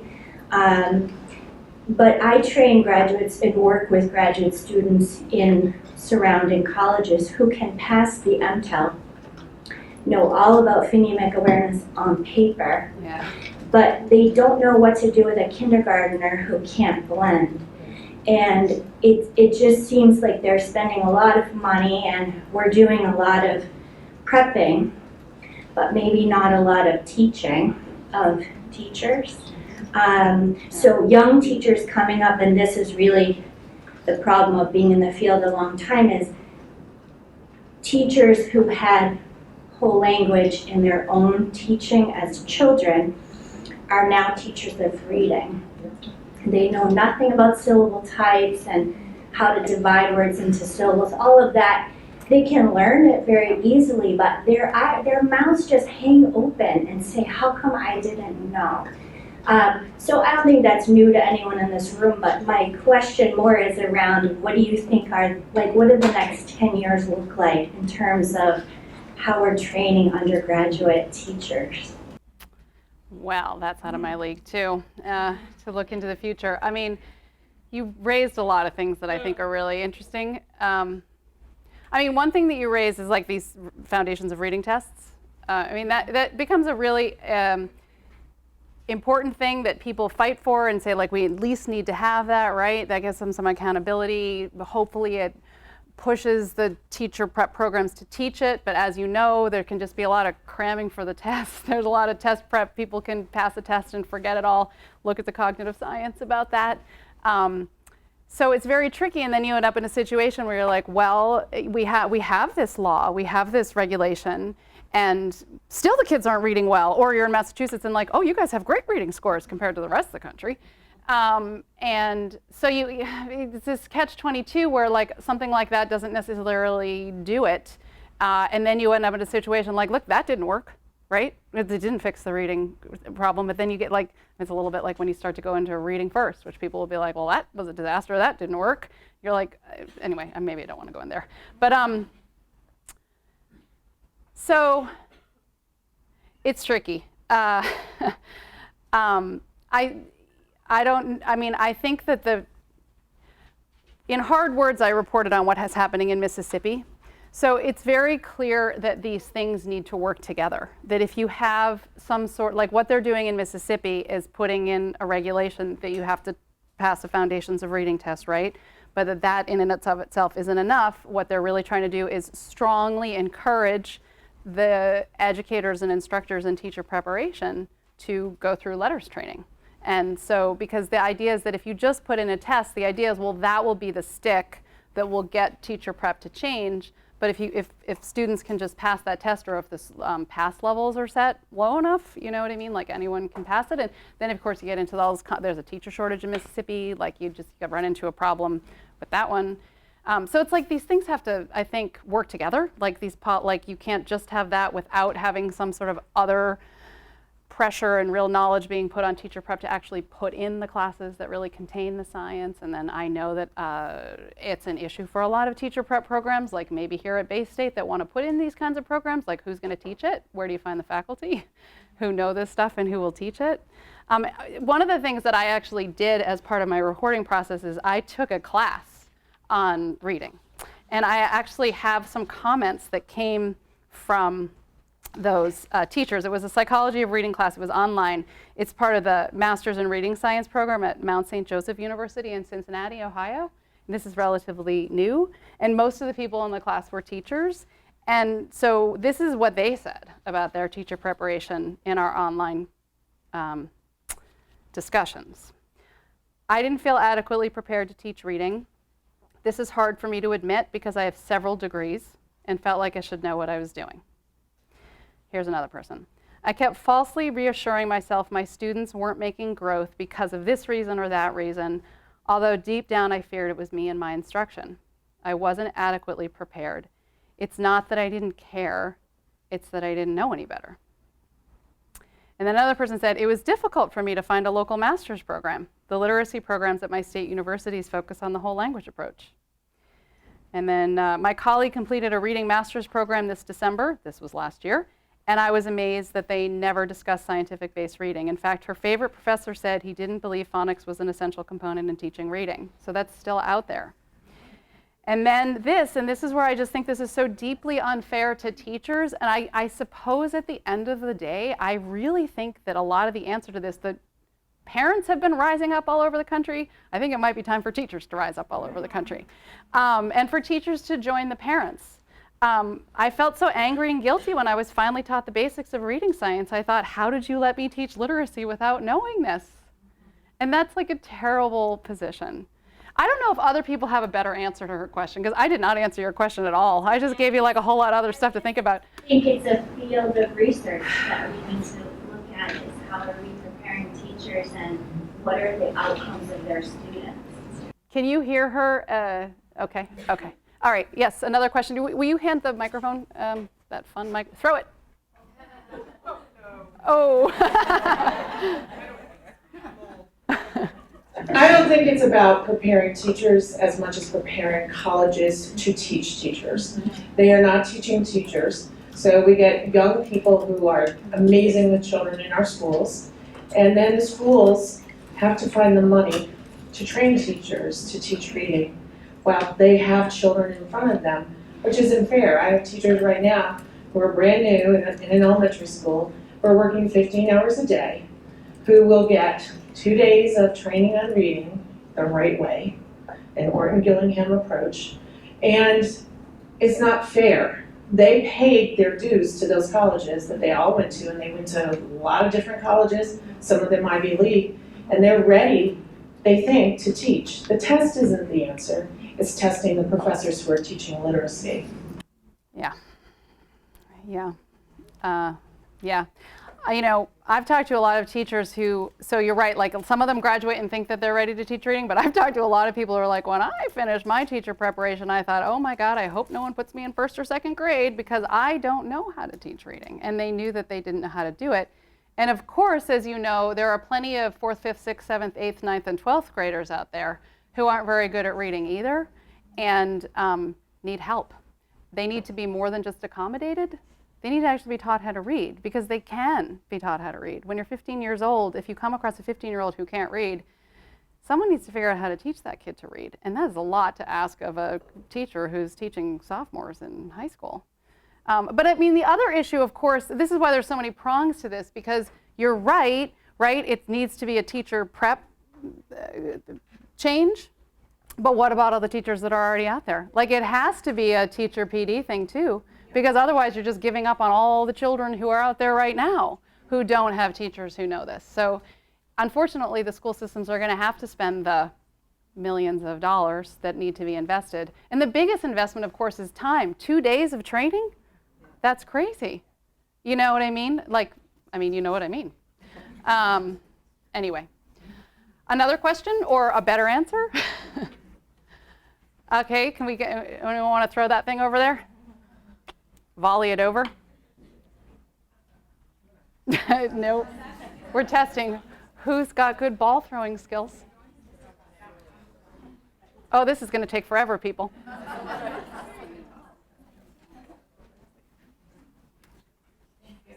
I'm a recovering. Put it up a little bit. Sorry, I'm a recovering public school teacher. I'm a master's in literacy, and no one ever taught me to read, teach a child to read, learn how to read. But not until I left the school and I learned Orton Gillingham from a fellow. But one thing you said was, what I've noticed is these teachers that do get trained, they don't have a mentor. They get the training, that's what they need. They have no one to ask questions to. And I think that's really what we need. And I was lucky enough to have a fellow train me and mentor me for 10 years, and still does. I go, because you always get that student that you're not sure what to do with, or you've never seen before. And it's nice to be like, what am I looking at? And when these teachers, and that's where I feel bad for these teachers, because they get in there and they don't have anybody to, or the backing of their administrator. So we need more mentors. Yeah, I mean, one of the things that's interesting is the sort of role of literacy coach is a big role out there now. Like that, there's a lot of literacy coaches out there. Seems like a really important tool in a school system to use that. Like literacy coaches where a lot of this can go on. I also know from interviews I've done that a lot of literacy coaches don't know this stuff. So part of the problem is that the literacy coach can be your biggest stumbling block. If you're a teacher who is trying to learn more about this or is trying to have your colleagues learn more about this and your literacy coach comes from a different place. On it, it's like, yay, like my own sons are doing fine. I'm so excited. But then they're not applying it. Yeah. Guided reading. And I'm like, ugh. Yeah. So maybe I think I might take a couple more questions as a group, and then I had a few things that I wanted to toss out and have you guys talk amongst each other, because it's already turning into you guys have more comments than questions. So I was thinking maybe you could talk to each other, and then we could open it up if you come to anything profound in your conversations with each other. But maybe like 1 or 2 more questions now, just generally on what I said. Yeah. Earlier? Hi, I'm Sarah Madden. I'm a principal, taught for many, many years before I became a principal. And I'm wondering if your research has pointed you to specific reading programs that you would recommend at this point. So I'll tell you that as a journalist, it's always a bad idea for me to go that way because I just can't really, that's not really my area. It's not really my thing to do. I mean, I've highlighted certain things in the reporting I've done because it happened to be the things that they were using in the schools I was reporting on. I think I would say that one of the things I'm coming to more and more, which isn't like, oh, it took you this long to figure this one out, Emily. You guys would be like, what? But like, there's no perfect curriculum. There's no perfect program. There just isn't, and there never is going to be. It's about a combination of good materials and good knowledge and administrator knowledge. I mean, this is what one of the teachers said to me, like it's like a three-pronged thing, right? We need like the teacher knowledge, but if you give the teachers knowledge and the administrators aren't buying in, you've got a problem. So you need the administrator knowledge too, but if you give the teachers the knowledge and the administrators the knowledge and you don't have good materials, it all falls apart too. So you need all of those things. But like I said earlier, I think what's going on in this country for various reasons is it's like a million flowers blooming. I mean, like there's just, like you go into any, I mean, as a reporter, it's so frustrating to try to figure out what are they teaching in the schools. Like it's very hard to get that information because a district might have a certain things it approves or suggests or recommends, but then you go to a school and they do something different, and then at the individual classroom level, God knows what they're doing, and then, you know, there are surveys that show that 98% of elementary school teachers, if I'm getting this right, use Pinterest on a weekly basis. So, and we're in a situation, it's sort of the culture of education, and I think the schools of education have contributed to this, where the idea is that if you're a teacher, you're kind of supposed to make your own curriculum. And that sounds like a lot of work. I mean, like why are teachers supposed to be, don't say that yet, curriculum developers? But of course, you know, people don't want to be insulted by being handed some like script for like a curriculum. And like I said, no curriculum's perfect, so that's not really the answer either. But I also think, we really do need to have more conversation about curriculum and like what are kids really learning, especially because when you dig into this reading thing, what you see is that it's like when it comes to actually comprehending what you're reading, it's about knowledge. It's about what you know. And unfortunately, we have gotten away in this country, I think because it was controversial in a lot of ways, of really talking about like what kids should be learning, the stuff they're supposed to learn. So like a lot of kids aren't learning a whole lot of social studies or science in kindergarten, first and second grade, or maybe even more. A lot of kids are struggling with reading in middle and high school, so they're not being asked to read very much. And then you don't have the knowledge that then you have these kids who are word callers. Oh, they can decode the words, but they don't know what they mean and they don't understand what they're reading because they don't have the general knowledge to be able to access these texts. And that's like a real problem. There's a really good book called The Knowledge Gap that Natalie Wexler just wrote, and it's really about this issue. And I think I think journalists are partly to blame for this too. I think at the journalism side and the policy side, we've just focused on a lot of like other things in education without getting at the real, like, what are the kids actually learning? And that's really where we need to be if we want kids to be learning something. One more question? Anyone else got a question? Yeah, can you hand her the microphone? Oh, that's great. Thank goodness. My father was a high school baseball coach for 50 years, so if I missed that, I would have been in big trouble. My name is Susan Kazard, and I work for the Department of Elementary and Secondary Education. I'm a literacy content lead, and I don't have a question, but I want to sort of speak to your question around curriculum. One of the things that we have been working on at the department is a project called Curate, where we bring together teachers, educators from across the state who are sort of mimicking the Ed Reports process with probably not as good food and not as much time, but we are working on it. And there are reports out there now of curriculums that have been evaluated. In addition to the Ed Reports, you can also look at the Curate reports. And last year was the first year we went through this, and would Lee help me? Do you know offhand how many programs we evaluated last year? In literacy or math? This is a literacy and math program in literacy. I was in total, but 2 of the reports are up right now. Yes, so we did do 8, and then we are going through this year also. So just so you know, that is a resource that's out there. Great. Does anyone else have a question they're dying to ask right now?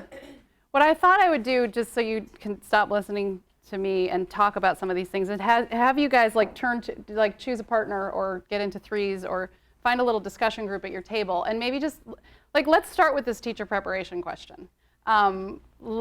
Thinking about, you know, what were you taught in your educator preparation program?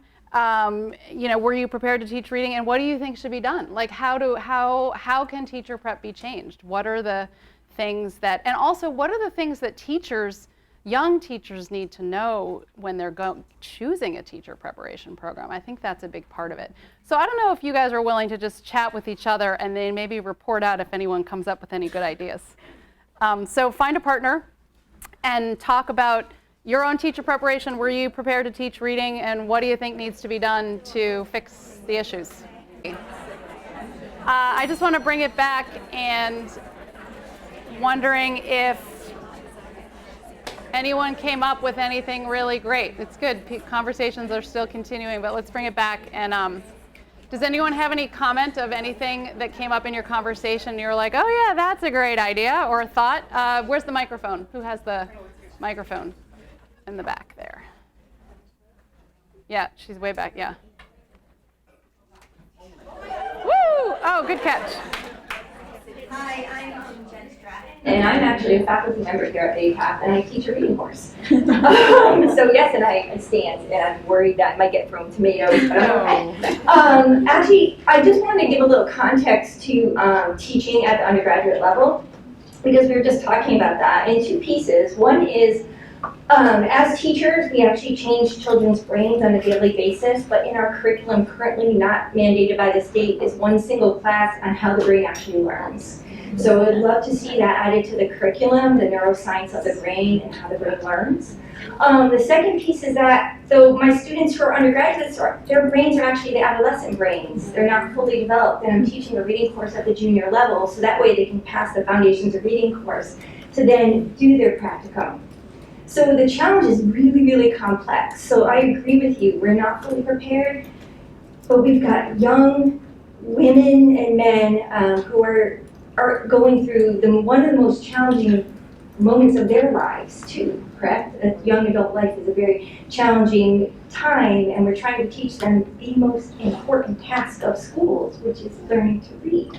So it is a really complex thing, and I'm doing the best I can.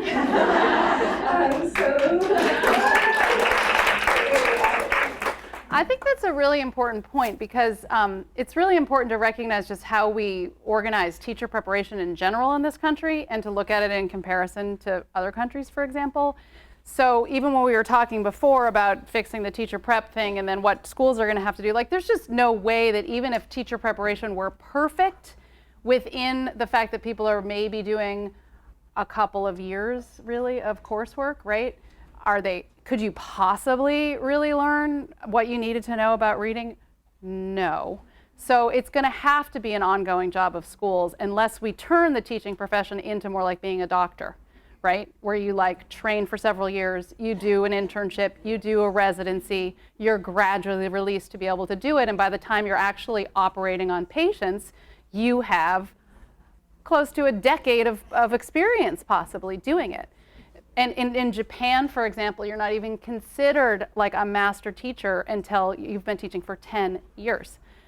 But the problem in this country is such high teacher turnover overall that we can't, in some ways you can't change a system to invest so much more in teacher preparation, because it just doesn't make sense economically when there's going to be that much teacher turnover. But also, can you change the teacher turnover problem if you don't prepare teachers better? We're caught in a really like chicken or the egg kind of situation, I think. But I mean, at least from the reporting I've done, I mean, the ultimate answer is that there's 2 parts to it. There's what you learn in teacher prep, and there's the kind of ongoing professional development you get. And schools are going to have to keep investing in that, and teacher prep is going to have to keep getting better. And the really important thing is that people aren't learning misconceptions about reading in either of those places.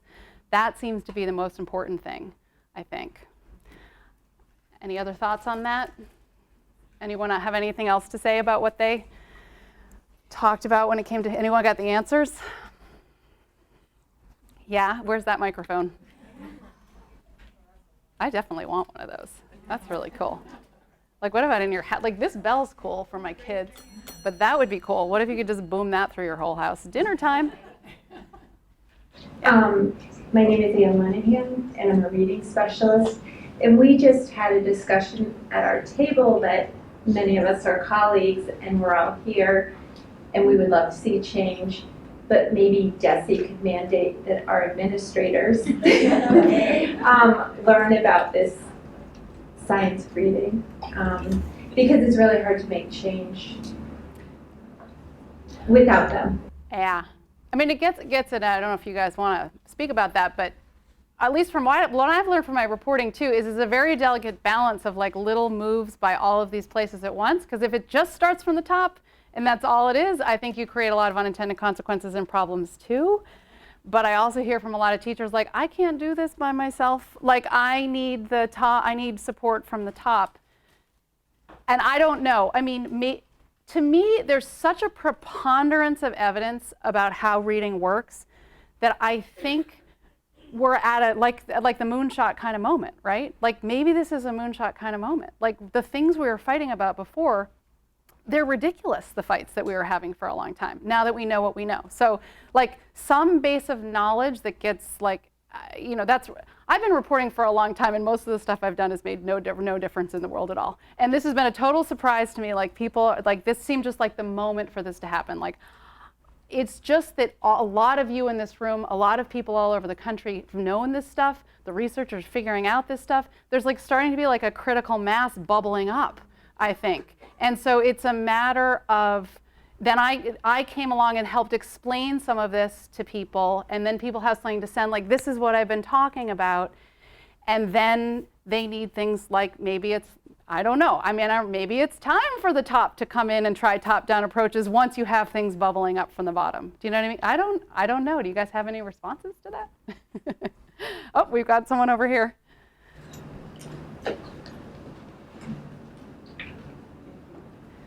One of the things that came up in our conversation was it might be wonderful if the department could actually do like the SAI endorsement, the way that had to roll out, because there's so many teachers across the state. So we were all required to get the SAI endorsement. Tell me what it is. That's a sheltered English immersion requirement that came out of a series of lawsuits.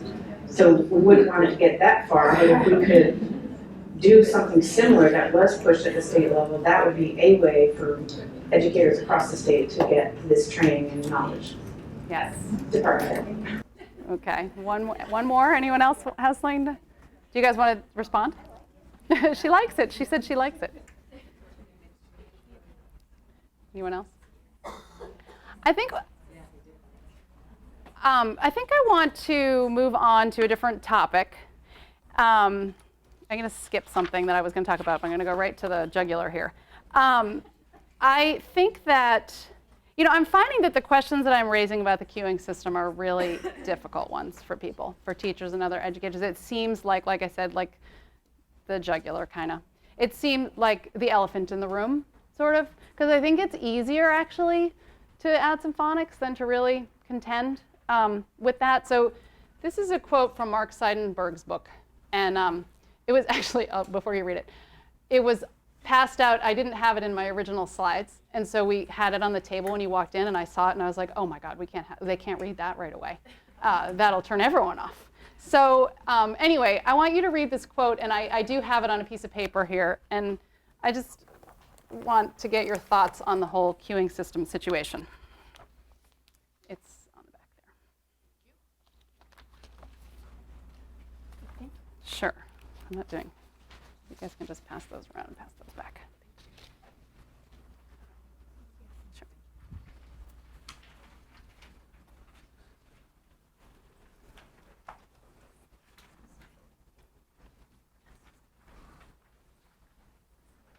So basically it says, I'll read it. The three queuing approach is a microcosm of the culture of education. Ouch. It didn't develop because teachers lack integrity, commitment, motivation, sincerity, or intelligence. It developed because they were poorly trained and advised. They didn't know the relevant science or had been convinced it was irrelevant. Lacking this foundation, no such group could have discovered how reading works and children learn. Most of what goes on in reading is subconscious. We're aware of the result of having read something, that we understood it, that we found it funny, that it conveyed a fact, idea, or feeling, not the mental and neural operations that produce the outcome. That is why there is a science of reading, to understand this complex skill at levels that intuition cannot easily penetrate. That is the very end of Mark Seidenberg's book. And then it's over. And I was like, what? You know, like it was quite an ending. Anyway, you know, that's why I did this most recent piece, because I felt like there's kind of a thing that's not really being talked about, and it's this. And so I don't know if you want to get together with your colleagues and talk a little bit about this. Is this a controversial topic? Do people know this? Is this an impediment to improving reading instruction? How is it an impediment? How to get beyond this? Like, what do you do about this situation? And here, I haven't gotten any other questions, but here's someone who was too afraid to speak out loud because didn't want to be on the record with this question, but how do we approach our district coordinator who's a devout Lucy Calkins follower and convince her that the units of study are not appropriate? So maybe you can take that one on, or maybe you want to disagree with it. So maybe you can talk amongst yourselves for 5 minutes and then we'll come back together. Okay. All right. So 5 minutes isn't enough, but that was exactly 5 minutes. I turned my timer on.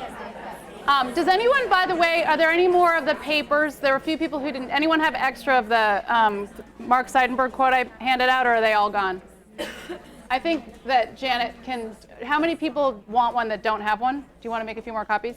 One, how many? 1, 2, 3, 4, 5, maybe make a dozen more copies? Okay, cool. All right, great.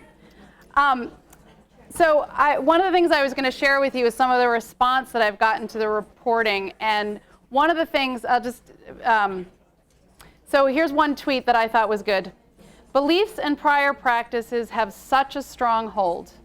Think of other areas of change like losing weight or quitting smoking. Beliefs and prior practice often cause hiccups even when the science and next steps are clear. So even when the science and next steps are clear. So the science isn't clear in a lot of places, and the next steps certainly aren't clear in a lot of places, but even when you got the science and the next steps, prior practice is really hard, like quitting smoking and losing weight, okay? And then the other one that I got specifically about this whole 3 queuing system thing is, I've tweeted out the piece about the 3 queuing system and suggested it to several teachers and literacy coaches, but I have to be careful because it's like walking into a church and yelling, "There's no God." So, I don't know, does anyone have any thoughts they want to share from that conversation about this issue and whether or not educators recognize the contradiction between the queuing theory of reading and what the science says? Yeah, we got, okay, microphone? Where's that microphone? She's way back over there. Oh. When I got to my current school, it was everybody taught the 3 queuing approach. And I've been here, this is my 7th year, and we've come a remarkable way. But it was partly because I was really adamant about collecting data and looking at the results around our instruction. And so I would encourage that. That is hard to argue against. And so if you are consistently collecting data and showing the results based on the ways that you're teaching, that is what teachers began realizing was significant. And so if it's just me talking about what I think or what I've done in my past, that's nothing. It's not important, it's not valid. But really seeing the changes that we were able to bring about based on the data and the reading, the change in instruction was powerful. And that is what has really brought us along. But yeah, I feel like that it was in terms of the administration, that was my decision to make sure we were very careful about that collection. That's a good point. I think what's tricky, of course, about this is that there's a portion of kids, and in some schools it might be a pretty significant portion, who are going to learn to read kind of no matter what you do. And so that's tricky because like what the data can look good even if your instruction isn't great, depending on whether you have kids who, number one, already come with a big advantage on that language comprehension side and don't struggle for whatever reason with the decoding part and they pick that up really easily, or, and this is the key in a lot of affluent districts, when the kids do struggle with decoding, what does mom and dad do? Hire a tutor. And I mean, tutoring is big out there. I'd actually love to really dig into that and document that, just how big is it? So I think for some of these approaches that are these balanced literacy approaches that are very popular, especially in more affluent districts, look like they're working just fine. So there's not like a real reason to change them.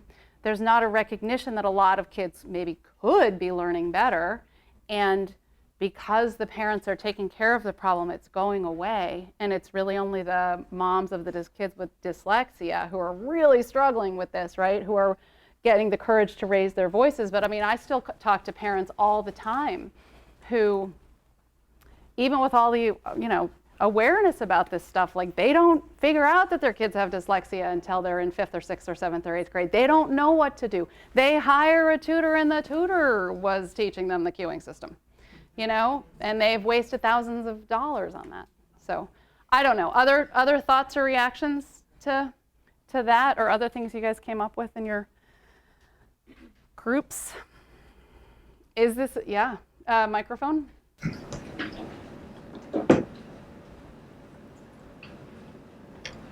Hi, Mike Moriarty. I'm a member of the Board of Elementary and Secondary Education. I myself am not able to impose anything on any principal, so. Hearing that, I just want to say that parents actually lack a lot of insight into how poorly their students are doing, even though the data is available.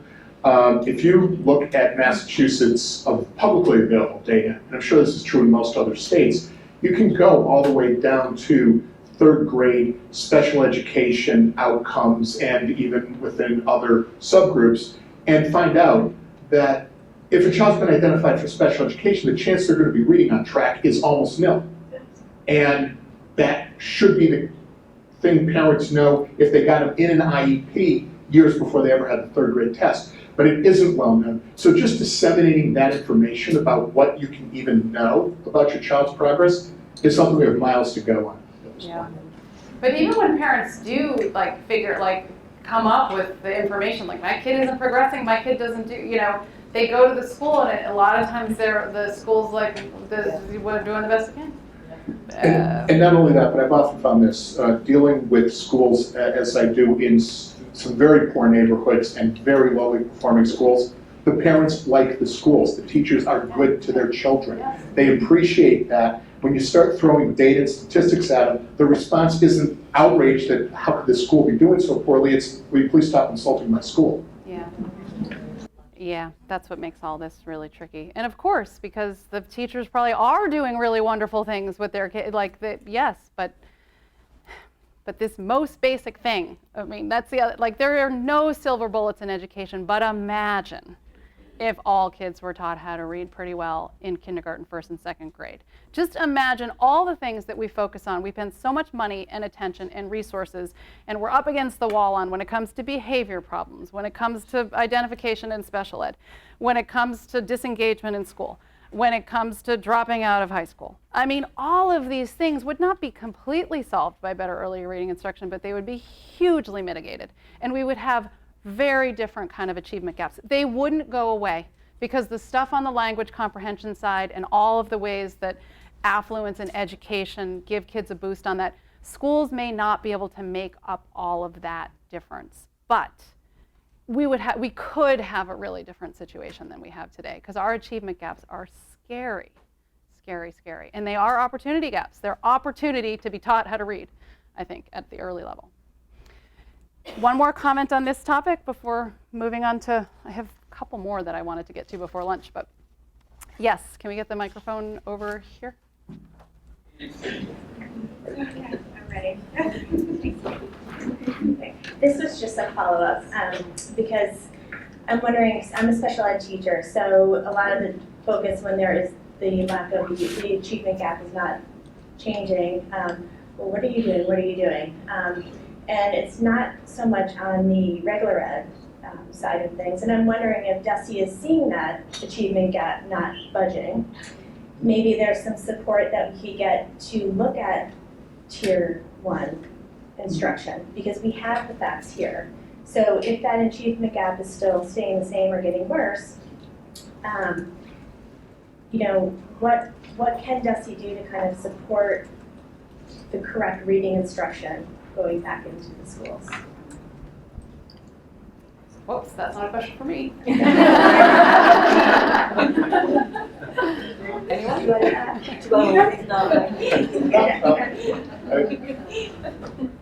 There's bundle stuff in there, right? DESE's got an office for multi-tier levels of support, but it's to promote, it's to support implementing it, it's not to impose it. And so I don't know, is it wise to impose? I can't answer that. It's a philosophical argument. But what we're doing right now is encouragement in that particular sphere. But that's also global. It's not specifically targeted at reading. And in fact, I don't think we go that deep as a department. We look at curriculum frameworks. We don't necessarily look at practices as something that is imposed from a statewide level. And again, I have to have people come in front of our board and persuade me and 10 others, is compelling something like that going to be effective? Is compelling something like that going to even work? So that's the challenge that we're always dealing with. I think it's a tricky, going out on a limb here as a journalist, but clearly the question of sort of like, what you can, in a country that is very committed to local control around education in particular, but around a lot of kinds of things. Like the top-down approach isn't always okay, doesn't always work, backfires in a lot of ways. I think it's just a question about reading, though, is so on the one hand, you can be like, well, we don't want them telling them what we have to do. But if something is really hurting children, can you tell them they can't do it, right? I mean, we tell people that they can't give kids medicines that have been proven to harm them. We try to keep our kids, we tell people they have to be in car seats and not smoke. There's a lot of things we do to try to protect our children. So the question is, what do we need to do to protect them from being taught to read poorly, being taught to read in a way that is actually going to get in the way unless they have the resources in the way their brain is made, or a mom who can pay for tutoring or private school to overcome it. That's kind of the situation we're in. Since there's only 15 more minutes till lunch, I have 2 more topics I wanted to get to, but rather than putting you together to talk, you can maybe talk over lunch. I thought I would introduce a couple things. Maybe we can just immediately go to a group conversation and then go to lunch and you can talk over lunch. Does that sound doable?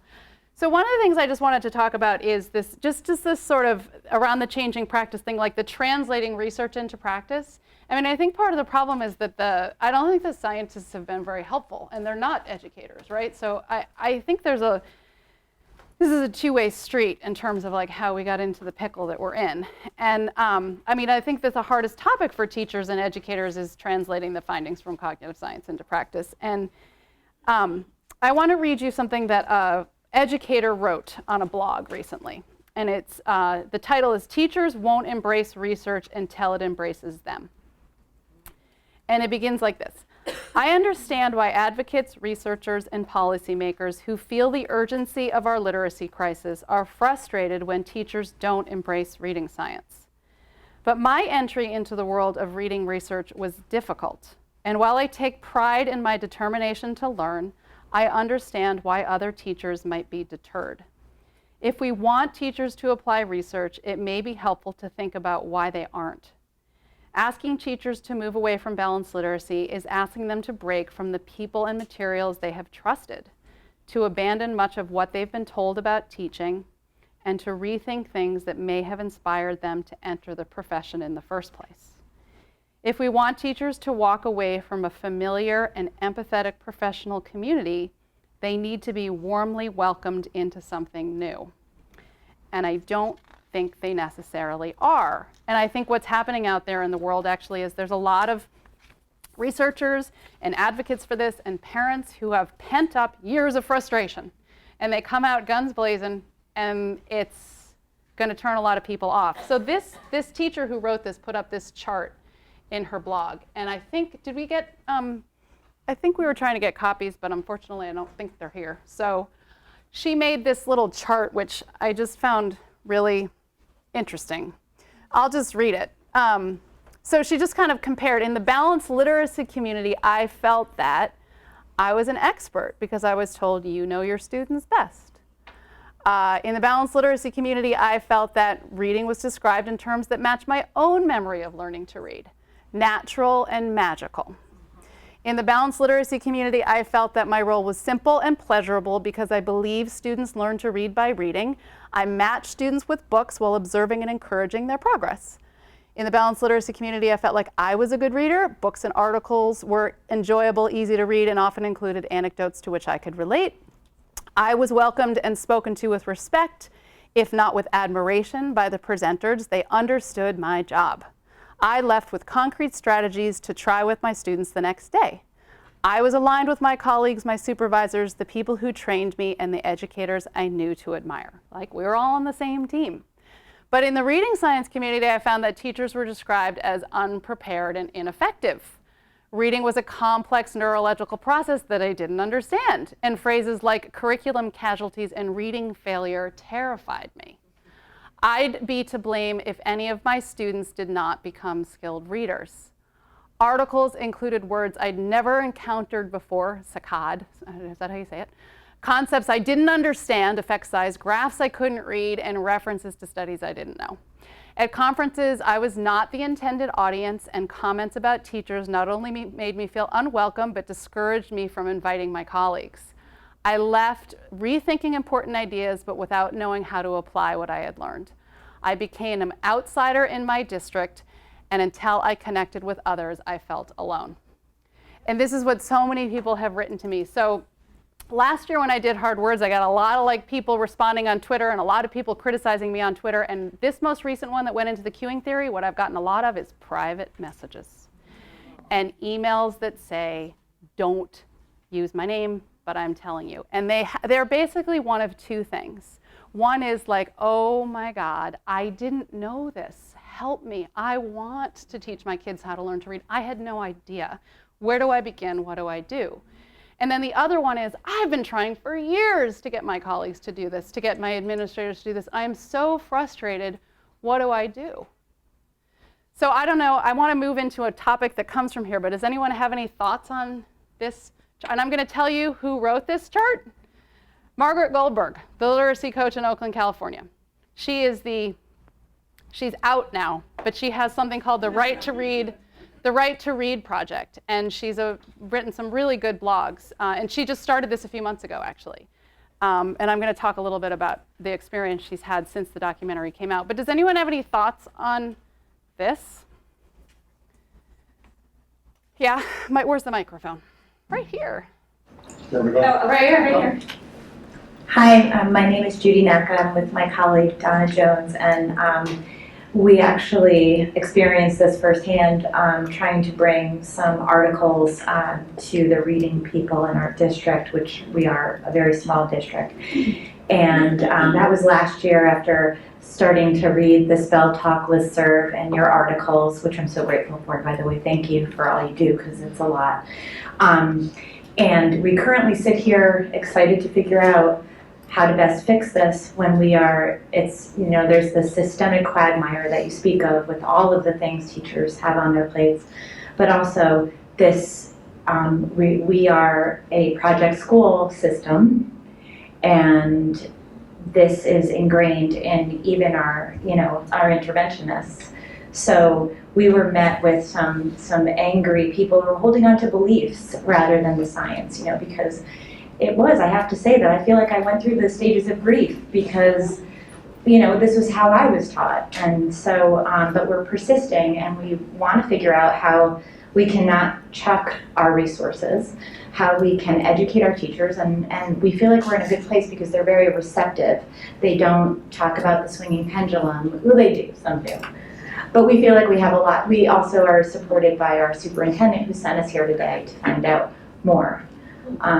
So So what are you gonna do tomorrow? Reading your articles. Anyway, I guess that's just a comment that like we're poised, and I'm in admiration of people like Margaret Goldberg who are doing this. And we just want to find out how to best do this in a way where we're supporting our teachers and our students so that it's not painful and wasteful, because there's a lot of money also that I feel like is driving this.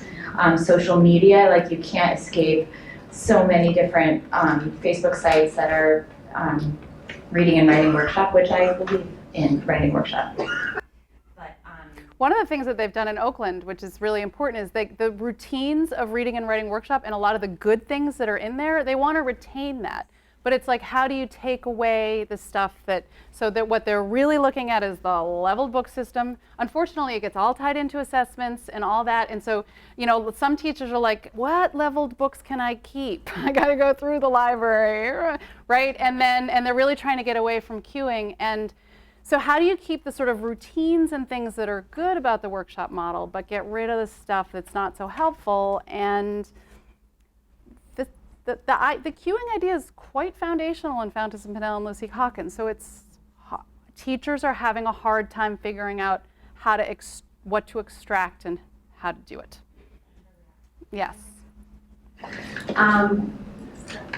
When Judy emailed me about this meeting we were going to have, I answered back with, I get to come out of the closet now. Because my background is special ed, and this decoding and phonemic awareness has always been a big part of special ed.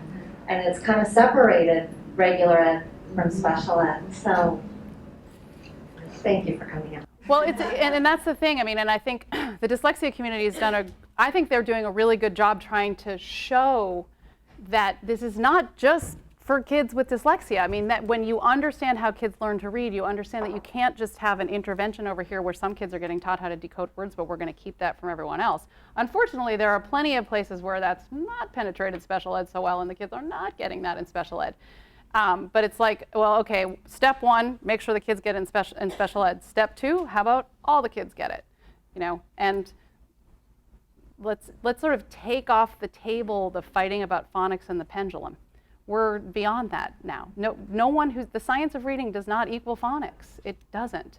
But if you are a skeptic of phonics, you don't get what the scientists have figured out about how kids learn to read. Yes, the microphone, can you give it to her? I guess I just want to say one other thing too. It's also important to recognize that there's a lot of not very good phonics instruction out there.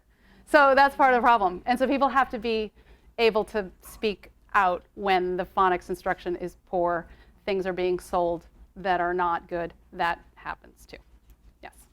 I'm Meg Smith, and I'm a reading specialist at the high school level and work with kids with learning disabilities. And I think part of the problem with phonics from a lot of people's point of view is it reduces reading to a black and white, where I think so many people, and it is, especially if you're in the left-hand column with of balanced literacy, reading is imaginative and rich and involves a back and forth between the page and what you know, and takes you to magical places.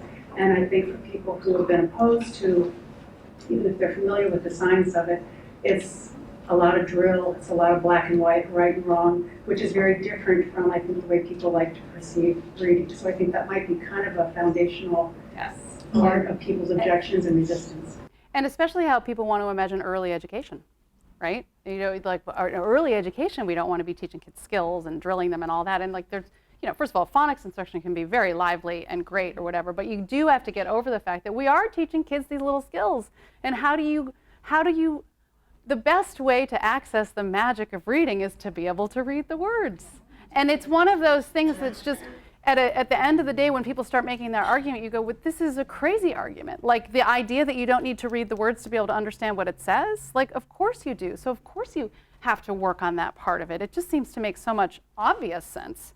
But people really will say things that just, you're like, but to get to comprehend, how do you start at comprehension? How do you start there? It's just sort of questioning that. Like, and like I said, like this assumption that, yeah, we want kids to have the magic of reading, but that maybe in kindergarten that's about reading great books to them, not expecting them to read great books to themselves. I'll say this one little anecdote. there was a woman in Oakland who worked for a foundation. She was trying to sort of figure out how to like get into this whole balanced literacy thing that was going on out there, and she was visiting lots of classrooms, and she was just beginning to understand some of the problems with the way balanced literacy was. And it was a kindergarten class where they spend, they go off and have their independent reading at age 5 for 20 minutes. And so this little girl is over there, this isn't a low-income school in the middle of Oakland, and this little girl is over there and she's got her book and she's picking her nose, and the woman comes over and says like, "Oh, honey, what are you reading? Like, tell me about this." And the little girl, 5 years old, says, "I can't fucking read, can you?" And it's so sad because she wanted to be able to read, and she actually said to the woman, can you read and please help me do this? No child doesn't want to learn how to read. I just have one last thing that I want to leave you with before lunch. So the other thing that I think is really just sort of disturbing is that I'm hearing from a lot of teachers about real fear and retribution when they bring this stuff up. Margaret Goldberg is going through some of that. This is a note that I got privately. There is something that I don't see being discussed publicly. Fear, exclamation point. I am a literacy leader in a very balanced literacy state. I'm reflecting on 2 discussions around PD I had yesterday with coaches. I realized we were whispering and checking the door. I imagine I am not the only leader struggling this way.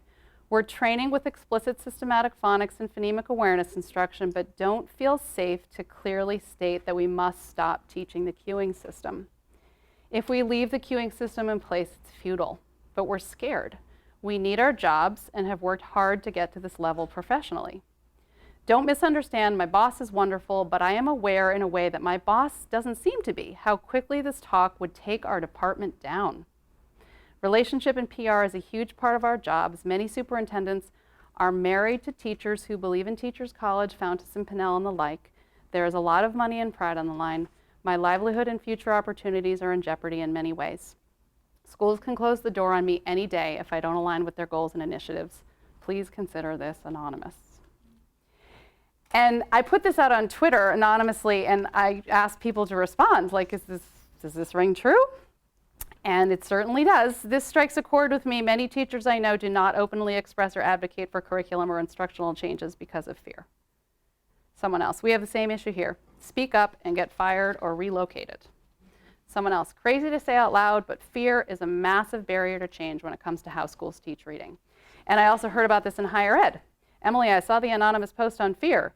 The author of that thread is spot on. I'd go one step further and say the same thing applies to higher ed. There's real fear of retribution from colleagues, deans, and local schools when it comes to speaking out against balanced literacy, cueing, etc., especially among pre-tenured faculty. Even with the support of some senior faculty in my program and colleagues at other universities, I've been told that there are some people in my College of Ed that I just shouldn't piss off and that I need to watch what I say to students and on social media. It's hard to ignore the chilling effect that has on a place that's supposed to be a bastion of science and academic freedom, let alone the impact on teacher training and their future students. So you can talk about that at lunch, but the concluding thought on a more positive note is to reiterate that tweet about the moonshot. I often wonder if there's a way to reframe the conversation to portray this as an absolutely amazing time to be in education, a moonshot. To say helping every kid read proficiently is hard and means doing things in a new way, but we can do it. So, thank you very much.